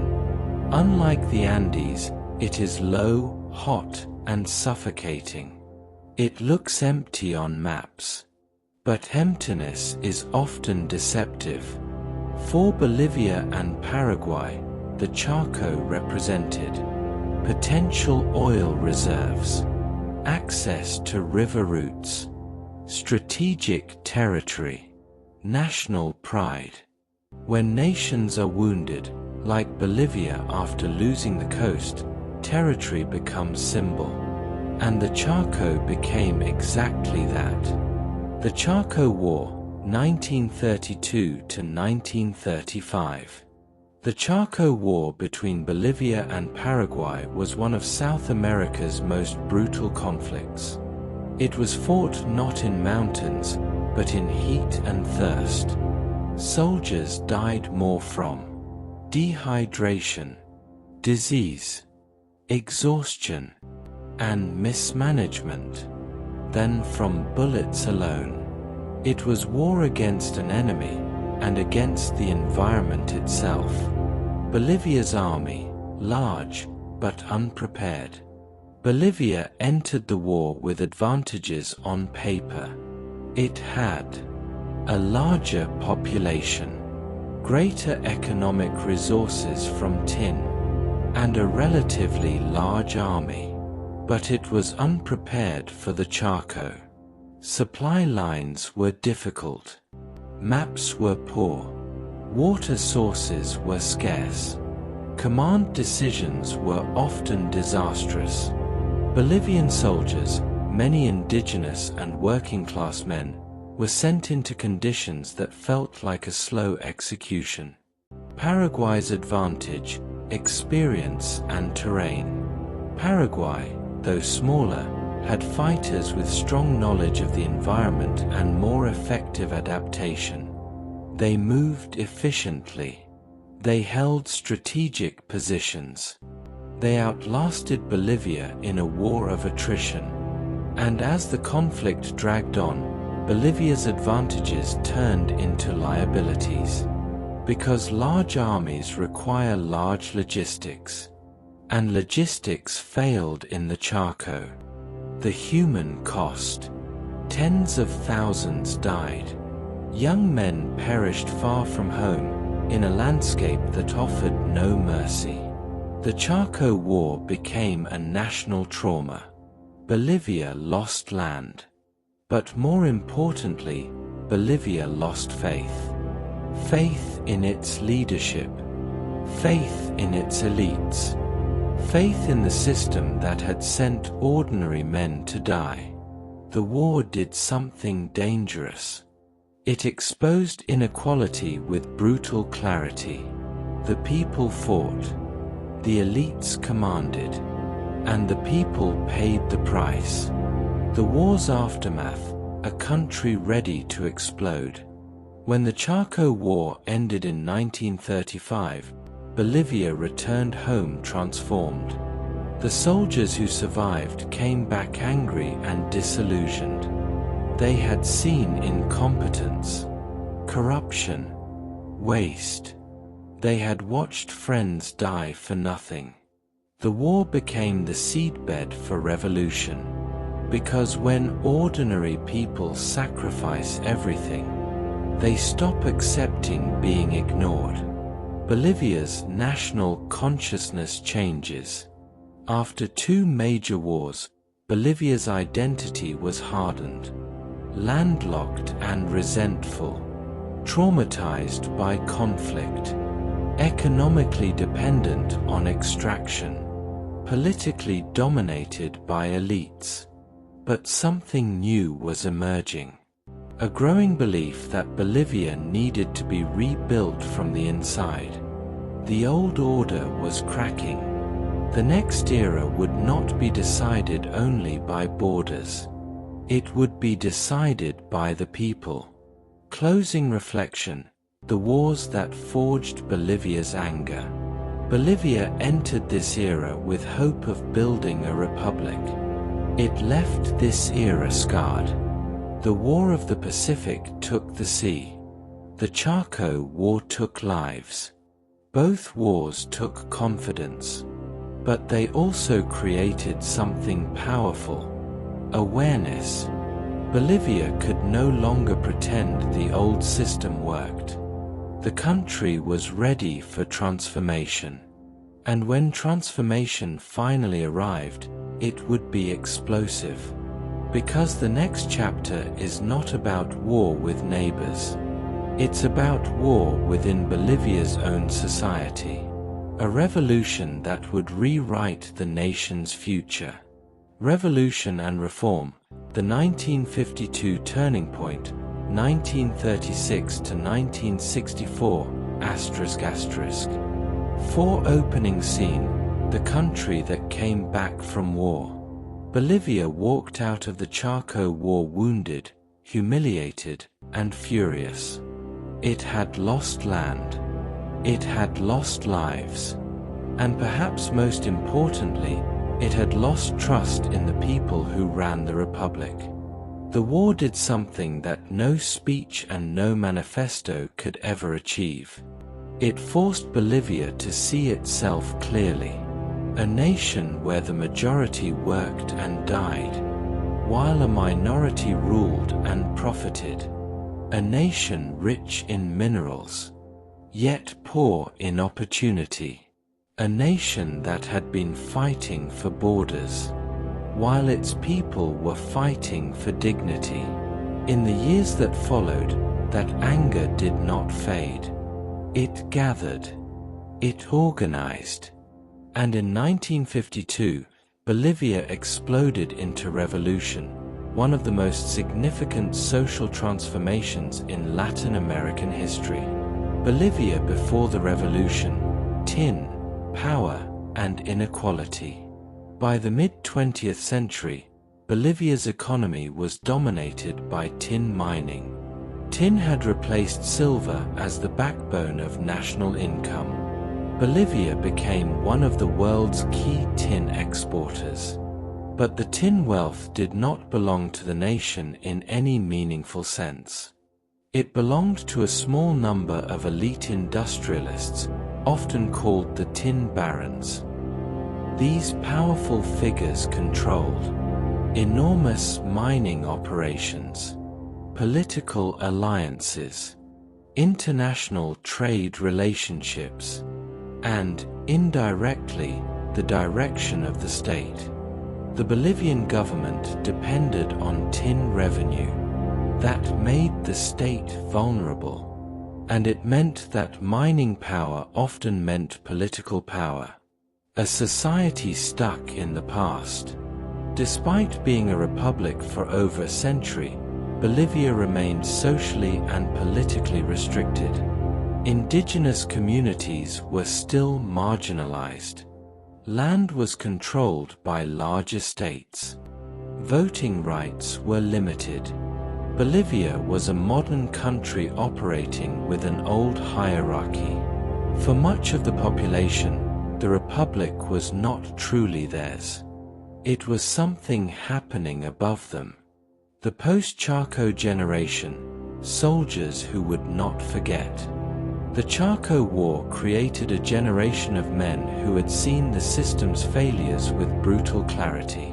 Working-class soldiers fought in unbearable heat for leaders who often had no understanding of the battlefield. They came home angry. And in Bolivia, anger is political fuel. This generation would become miners, organizers, reformers, and revolutionaries. The war didn't just break Bolivia. It radicalized it. The rise of the MNR. From this unstable social landscape emerged a movement that would reshape everything. The MNR, Movimiento Nacionalista Revolucionario, the nationalist revolutionary movement. The MNR was not a perfect ideological box. It was a political force shaped by Bolivia's reality. Nationalist, reformist, anti-elite, focused on social transformation, and supported by workers and emerging middle sectors. Most importantly, it represented the idea that Bolivia should belong to Bolivians, not to foreign interests, not to tin barons, and not to inherited elites. Bolivia's crisis deepens. In the late 1940s and early 1950s, political tensions intensified. The old elite resisted reform. The working class demanded change. The state struggled with legitimacy. Elections were contested. Power shifted. The system grew fragile. By 1952, Bolivia was primed for rupture. And rupture came fast. 1952, revolution in the streets. The Bolivian National Revolution of April 1952 was not a quiet transfer of power. It was open confrontation. Armed workers, miners, and civilians rose against the existing regime. Fighting erupted. In a rare moment in modern history, Bolivia's military was defeated not by an external army, but by its own people. The revolution succeeded, and Bolivia entered a new era almost overnight. A revolution powered by miners. Bolivian miners were not merely workers. They were a political force. They were organized, disciplined, and hardened by dangerous labor. They understood exploitation deeply because they lived it daily. In 1952, miners were central. Their dynamite was not only used in tunnels. It was used in revolution. This mattered because Bolivia's working class wasn't asking politely anymore. It was demanding. The new Bolivia, radical reforms begin. After the revolution, the MNR government moved quickly. This was not reform by small steps. This was transformation. 3 reforms defined the revolution's legacy: universal suffrage, land reform, nationalization of the mines. These three changes rewrote Bolivia's social contract. Universal voting rights.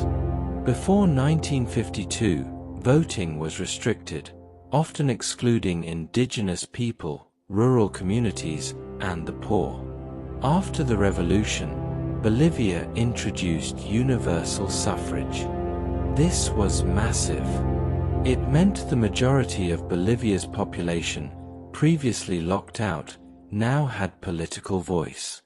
It wasn't perfect democracy, but it was a new foundation.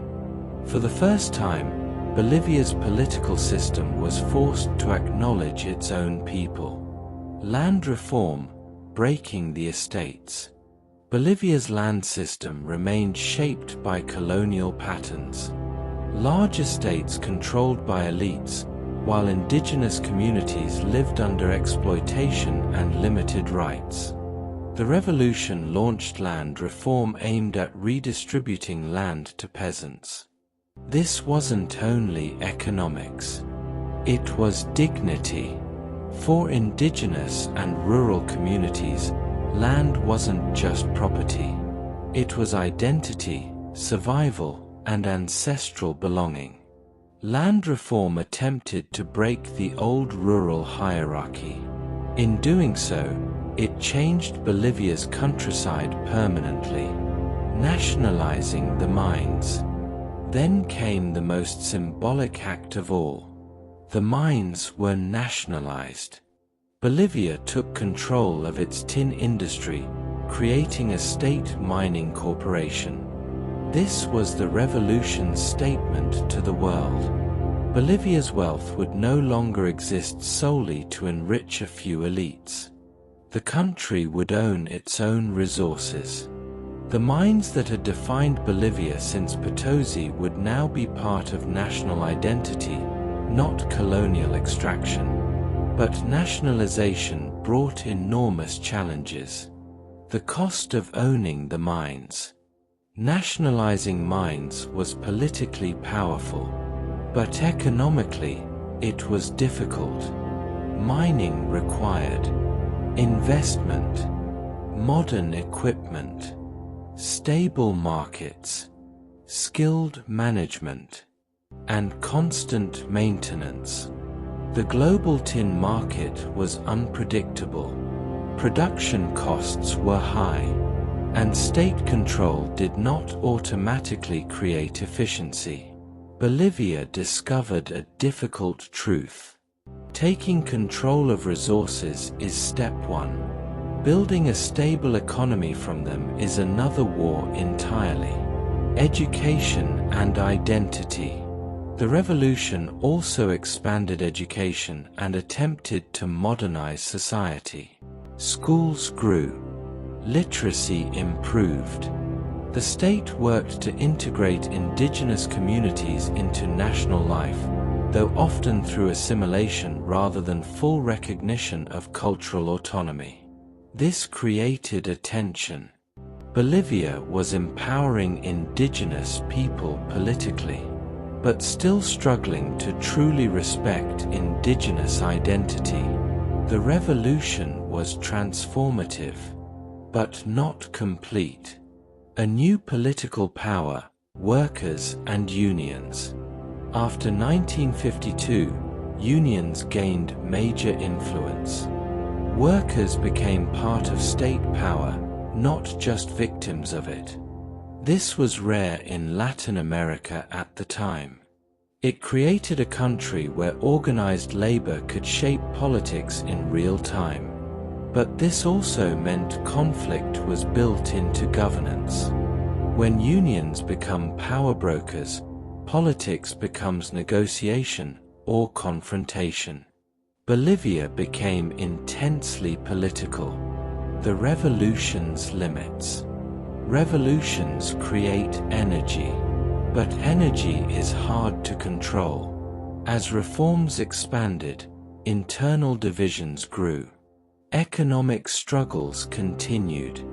Political enemies regrouped. The revolution faced pressure from conservative elites who wanted the old order, left-wing groups who wanted deeper change, foreign powers watching nervously, and an economy struggling to support ambitious reforms.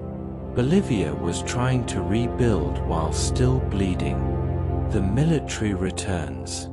By the early 1960s, instability increased again.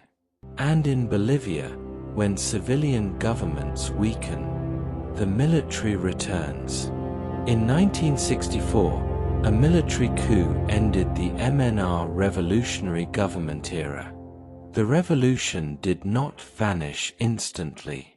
Its reforms survived, but its political dominance ended. Bolivia entered a new phase, one shaped by military rule, Cold War influence, and deepening conflict over resources and identity. What 1952 really meant. The revolution didn't make Bolivia perfect, but it changed the structure of the country in ways that could never be undone. It created modern Bolivia's foundation: political citizenship for the majority, land redistribution, the belief that national resources should serve the nation, and the idea that Bolivia's future could be rewritten by its people. It was Bolivia's loudest declaration: "We will not remain a colony in our own land." Closing reflection: a nation rewritten by its own hands. Bolivia's history is filled with extraction, from silver to tin, from colonial labor to global markets. But 1952 was different. This time, Bolivians were not simply being shaped by outside forces. They were shaping themselves. The revolution was a turning point, not because it solved everything, but because it proved something powerful. Bolivia's majority could rise, demand change, and win. And even when the military returned, the memory remained. The republic would never again be the same quiet, controlled hierarchy. Bolivia had entered the modern struggle between democracy and force, between equality and power, between national control and global pressure. The next chapter will follow that struggle into a new era, one defined by dictatorships, crisis, and the slow build toward another major transformation. Dictatorships, Coca, and crisis 1964 to 2005. The revolution didn't end, it went underground. When the Bolivian Revolution of 1952 was cut short by a military coup in 1964, it did not disappear. It was not erased. It was only interrupted. The country had already changed too much for Bolivia to return to the old order quietly. The people had tasted political power. Indigenous and working-class communities had learned that history could be rewritten. But now, Bolivia entered one of its most volatile eras, 4 decades marked by instability, military rule, economic collapse, international pressure, and social movements powerful enough to bring governments down. This is the era where modern Bolivia was forged through crisis. An era of dictators and protests, of coca fields and foreign influence, of shocking inequality and explosive resistance. And by the end of it, Bolivia would no longer be governed the old way. 1964, the military reclaims the state. The coup that ended the revolutionary era did not simply replace one government. It restored a pattern Bolivia knew too well: power through force. Military leaders presented themselves as protectors of order, stability, and national interest. But beneath the slogans was a familiar reality. The state was once again controlled from the top down, with citizens expected to obey rather than participate. Bolivia's democracy narrowed. The army returned to the center of politics, and the revolution's unfinished promises became tension beneath the surface. Cold War Bolivia, a country under global pressure. Bolivia was not navigating its future alone. The world was in the Cold War. The United States feared communist expansion in Latin America. Any government that looked too left-wing was viewed as a potential threat. Bolivia, with its unions, miners, land reform, and revolutionary memory, was watched carefully. Military governments often aligned with anti-communist priorities. Foreign influence shaped policy, and Bolivia became a battleground not only of national politics, but of global ideology. The rise of authoritarian cycles. Throughout the late 1960s and 1970s, Bolivia experienced repeated instability. Coups, counter-coups, military governments, brief civilian experiments, constant struggle over who controlled the state. Power changed hands quickly. Institutions weakened further. The country became politically exhausted. Yet even in exhaustion, resistance continued. Miners and unions, the constant opposition. Bolivia's miners remained the most organized political force in the country. They had strong unions, ideological commitment, courage under repression, and the ability to shut down the economy. Mining was not only labor, it was power. Military governments understood this. That made miners dangerous.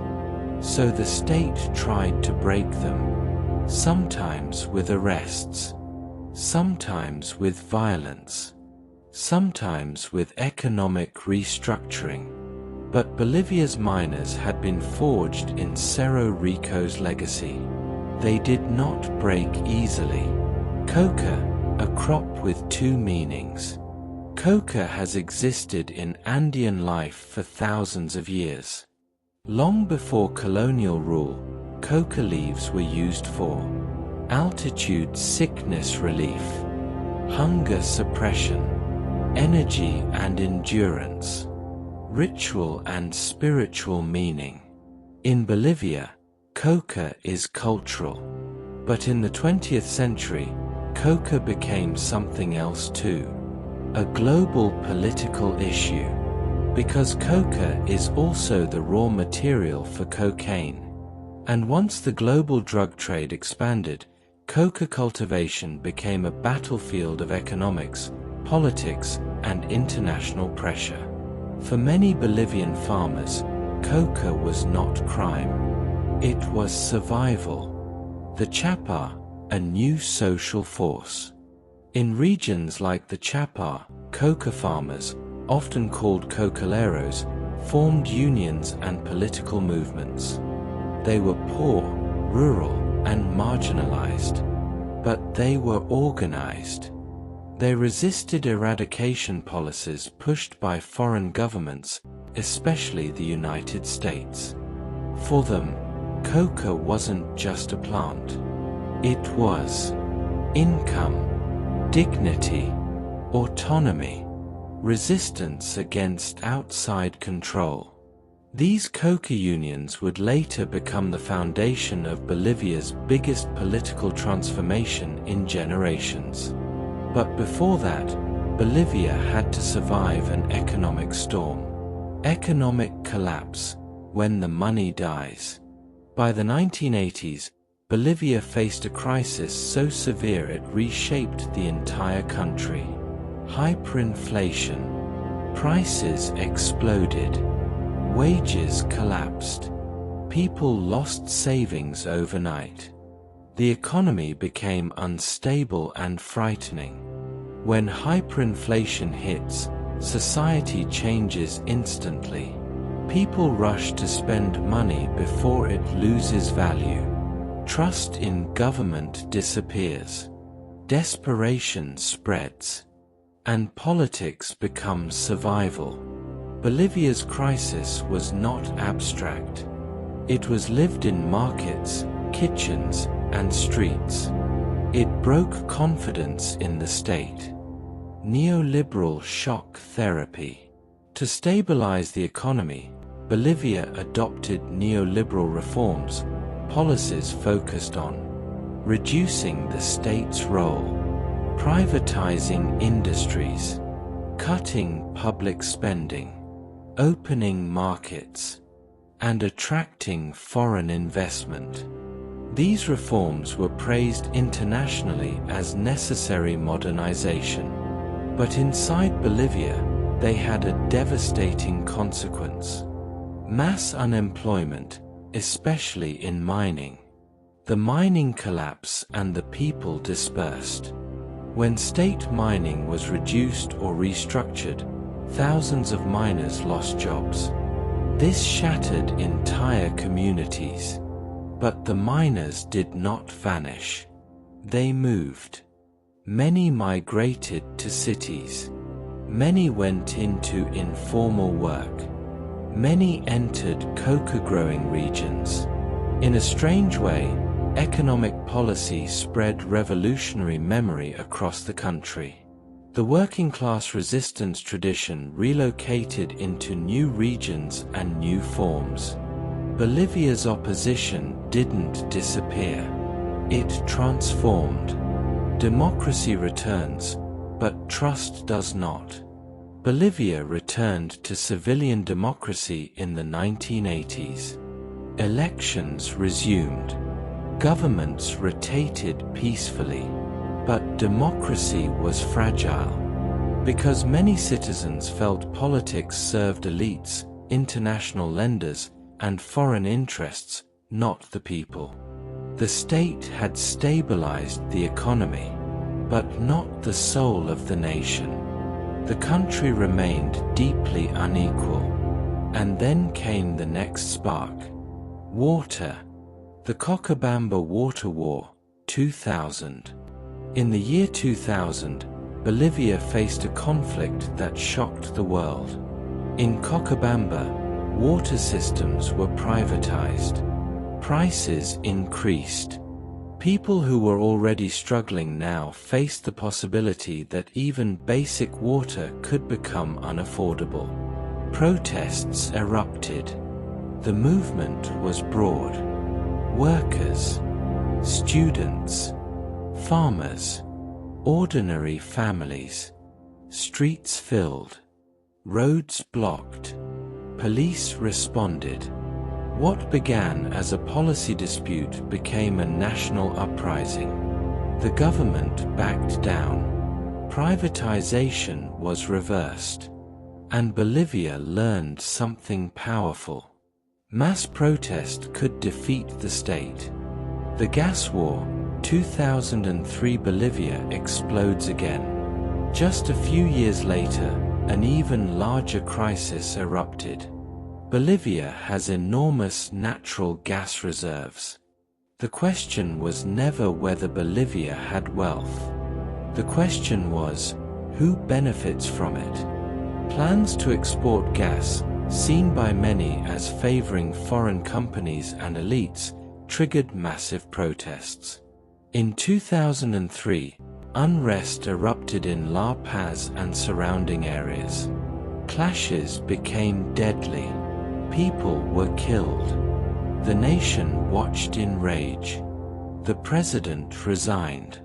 Bolivia's politics were no longer stable. They were combustible. A pattern reemerges: resources and rebellion. Bolivian history repeated its deepest theme. Resources bring conflict. Silver brought colonial brutality. Tin brought elite control. Gas brought modern revolt. Again and again, Bolivia's wealth became its political battlefield. The public demanded national control, dignity, fairness, and sovereignty. The old political class could not satisfy these demands. The system began to collapse from within. The rise of a new political identity. In this era, Bolivia's movements became increasingly indigenous-led and rural-organized. Indigenous identity was no longer treated as a cultural background. It became political power. Social movements demanded recognition, representation, and structural change. The country was moving toward a new definition of itself. Not a republic run by elites, but a state shaped by its majority. This set the stage for a political breakthrough that would redefine Bolivia in the 21st century. 2005, the end of the old era. By 2005, Bolivia's traditional parties had lost legitimacy. The public had overthrown leaders through protest. Confidence had collapsed.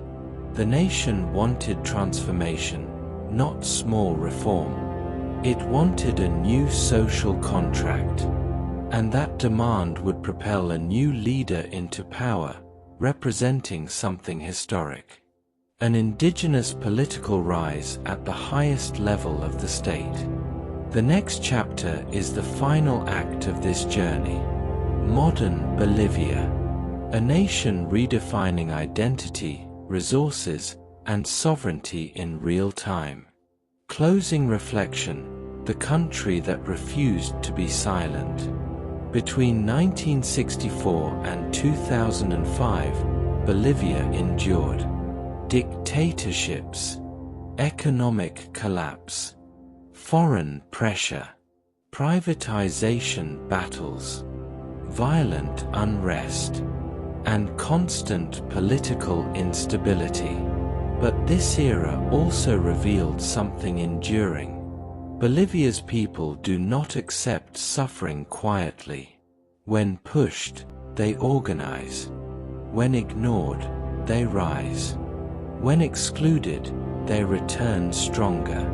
Bolivia entered the 21st century with one clear message. The old order is finished. The next Bolivia will be different. Modern Bolivia, indigenous power, resources, and a changing future. 2006 present. The moment history turned. For most of Bolivia's history, power came from above. From colonial governors. From mining elites. From military leaders. From political classes centered in cities. But by the early 2000s, that system had collapsed under its own weight. Bolivia had endured decades of instability and economic pain. It had watched governments rise and fall. It had fought over water and gas in the streets. It had experienced the same pattern repeated across centuries. Resources leaving the country. Wealth concentrating at the top. And the majority being told to wait. But Bolivia stopped waiting. In 2006, the nation entered a new era, one that would reshape Latin America's political landscape and redefine Bolivia's identity. For the first time in the Republic's history, Bolivia was governed by an indigenous leader at the highest level. And the world began watching. 2006, a new symbol of power. The election of Evo Morales marked a turning point in Bolivia's story. Whether one sees Morales as hero, reformer, or controversial figure, his rise cannot be separated from what it represented. A political system that had long excluded indigenous identity was now being led by it. This wasn't only a change in leadership. It was a change in symbolism. Bolivia's majority, long treated as invisible, was now central. That fact alone changed the political gravity of the nation. The Cocalero movement becomes the state. Morales did not rise from traditional elite politics. He rose from social movements, particularly coca growers' unions. This mattered because it meant Bolivia's leadership was now rooted in rural organization, union structure, resistance politics, and anti-neoliberal momentum. The language of government changed. The tone changed. The identity of power changed. Bolivia was no longer pretending to be a European-style republic on Andean soil. It was becoming something different, something uniquely itself. The new social contract, constitution, and identity. One of the most defining actions of modern Bolivia was rewriting the rules of the state. A new constitution was developed and approved, reshaping Bolivia's legal identity. Bolivia declared itself a plurinational state, recognizing that the country contains multiple nations and identities within its borders. This was radical. It challenged the old idea that Bolivia was one unified republic built on one dominant culture. Instead, it affirmed, Bolivia is many languages, many histories, many peoples. This recognition was not just symbolic. It affected law, education, and national identity. The Wifila and the reclaiming of visibility. Across Bolivia, indigenous symbolism became more visible. The Wifila, a multicolored Andean flag associated with indigenous identity, gained official recognition and became part of public life. For many, this was deeply emotional. Because for centuries, indigenous identity was treated as something to be hidden, erased, or controlled. Now it was being displayed as national pride. This was Bolivia reclaiming itself. Resources, again, the old story returns. No chapter of Bolivian history can avoid resources, because resources are always the battlefield. And in the modern era, the key resources were natural gas, minerals, and, increasingly, lithium. Morales' government prioritized national control over resources, increasing the state role in extraction and distribution. The aim was clear. Bolivia's wealth should benefit Bolivia.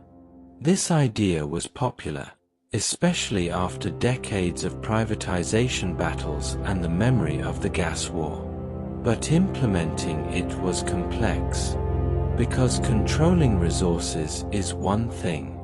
Turning them into stable, lasting prosperity is another. Economic growth and social programs. During parts of the 2006 to 2019 period, Bolivia experienced strong economic performance, supported by high commodity prices and state policy. The government expanded social programs aimed at reducing poverty and inequality. Infrastructure improved. Public projects expanded. Many citizens felt their lives materially improved. For millions, the state finally felt present. Bolivia was not just extracting resources. It was reinvesting them. The deep divide, unity and polarization. But modern Bolivia was not only progress. It was conflict. Bolivia became deeply polarized. Supporters saw long overdue justice, national pride, inclusion of historically excluded communities. Opponents saw centralized power, weakened institutions, political pressure on rivals, and increased authoritarian tendencies. This divide was not only political. It was regional, cultural, and economic. Tensions rose especially between parts of the highlands and parts of the eastern lowlands, regions with different identities, industries, and political histories. Bolivia's diversity, once denied, now became a source of friction. Democracy under stress. As time passed, questions about power and democratic limits became harder to ignore. Bolivia entered debates familiar in many modern states. How long should one leader rule? Where does stability end and overreach begin? When does political dominance become institutional damage? This tension peaked dramatically in 2019. 2019, crisis, controversy, and upheaval. In 2019, Bolivia experienced a national crisis surrounding elections, protests, and leadership transition. The country erupted into unrest. There were accusations, demands, resignations, and competing narratives of what truly happened. To some, it was a defense of democracy. To others, it was a political removal shaped by pressure and power. The aftermath was unstable. Bolivia entered a period of transition under heavy tension, with society deeply divided. This moment became one of the most disputed chapters in modern Bolivian history. And regardless of interpretation, one thing was undeniable. Bolivia was once again in a turning point. The return of electoral politics. After the crisis period, Bolivia returned to elections. A new leadership emerged from the same political movement, signaling that the era of indigenous political power was not a temporary phase. It was now part of Bolivia's permanent political reality. The country had crossed a threshold. It could not return to an old republic run by narrow elites. Even opponents had to accept that Bolivia's political landscape had changed forever. The future resource, lithium. Bolivia sits on one of the most valuable landscapes of the modern world. The Salar de Uyuni, a vast salt flat that looks like another planet, white, endless, reflective. Beneath this salt lies lithium, a key ingredient in modern batteries. Lithium is central to electric vehicles, renewable energy storage, modern electronics. This has created a new global interest in Bolivia. In many ways, it feels like history repeating itself. Potosí's silver fed old empires. Bolivia's lithium may feed the modern world's energy revolution. The question is the same as it has always been. Will Bolivia control its own wealth, or will wealth control Bolivia? Modern Bolivia, tradition and modernity side by side. In today's Bolivia, you can see the past and present coexist in a single frame. Traditional clothing in city streets. Modern cable cars connecting La Paz across steep hills. Indigenous languages spoken beside smartphones. Ancient rituals blended with modern politics. Bolivia is not becoming less indigenous with time. It is becoming more visibly itself. And that is one of the most remarkable transformations of the modern era. The unfinished challenges. Bolivia still faces major challenges. Political polarization. Economic dependence on commodities. Regional tensions. Inequality that has not fully disappeared.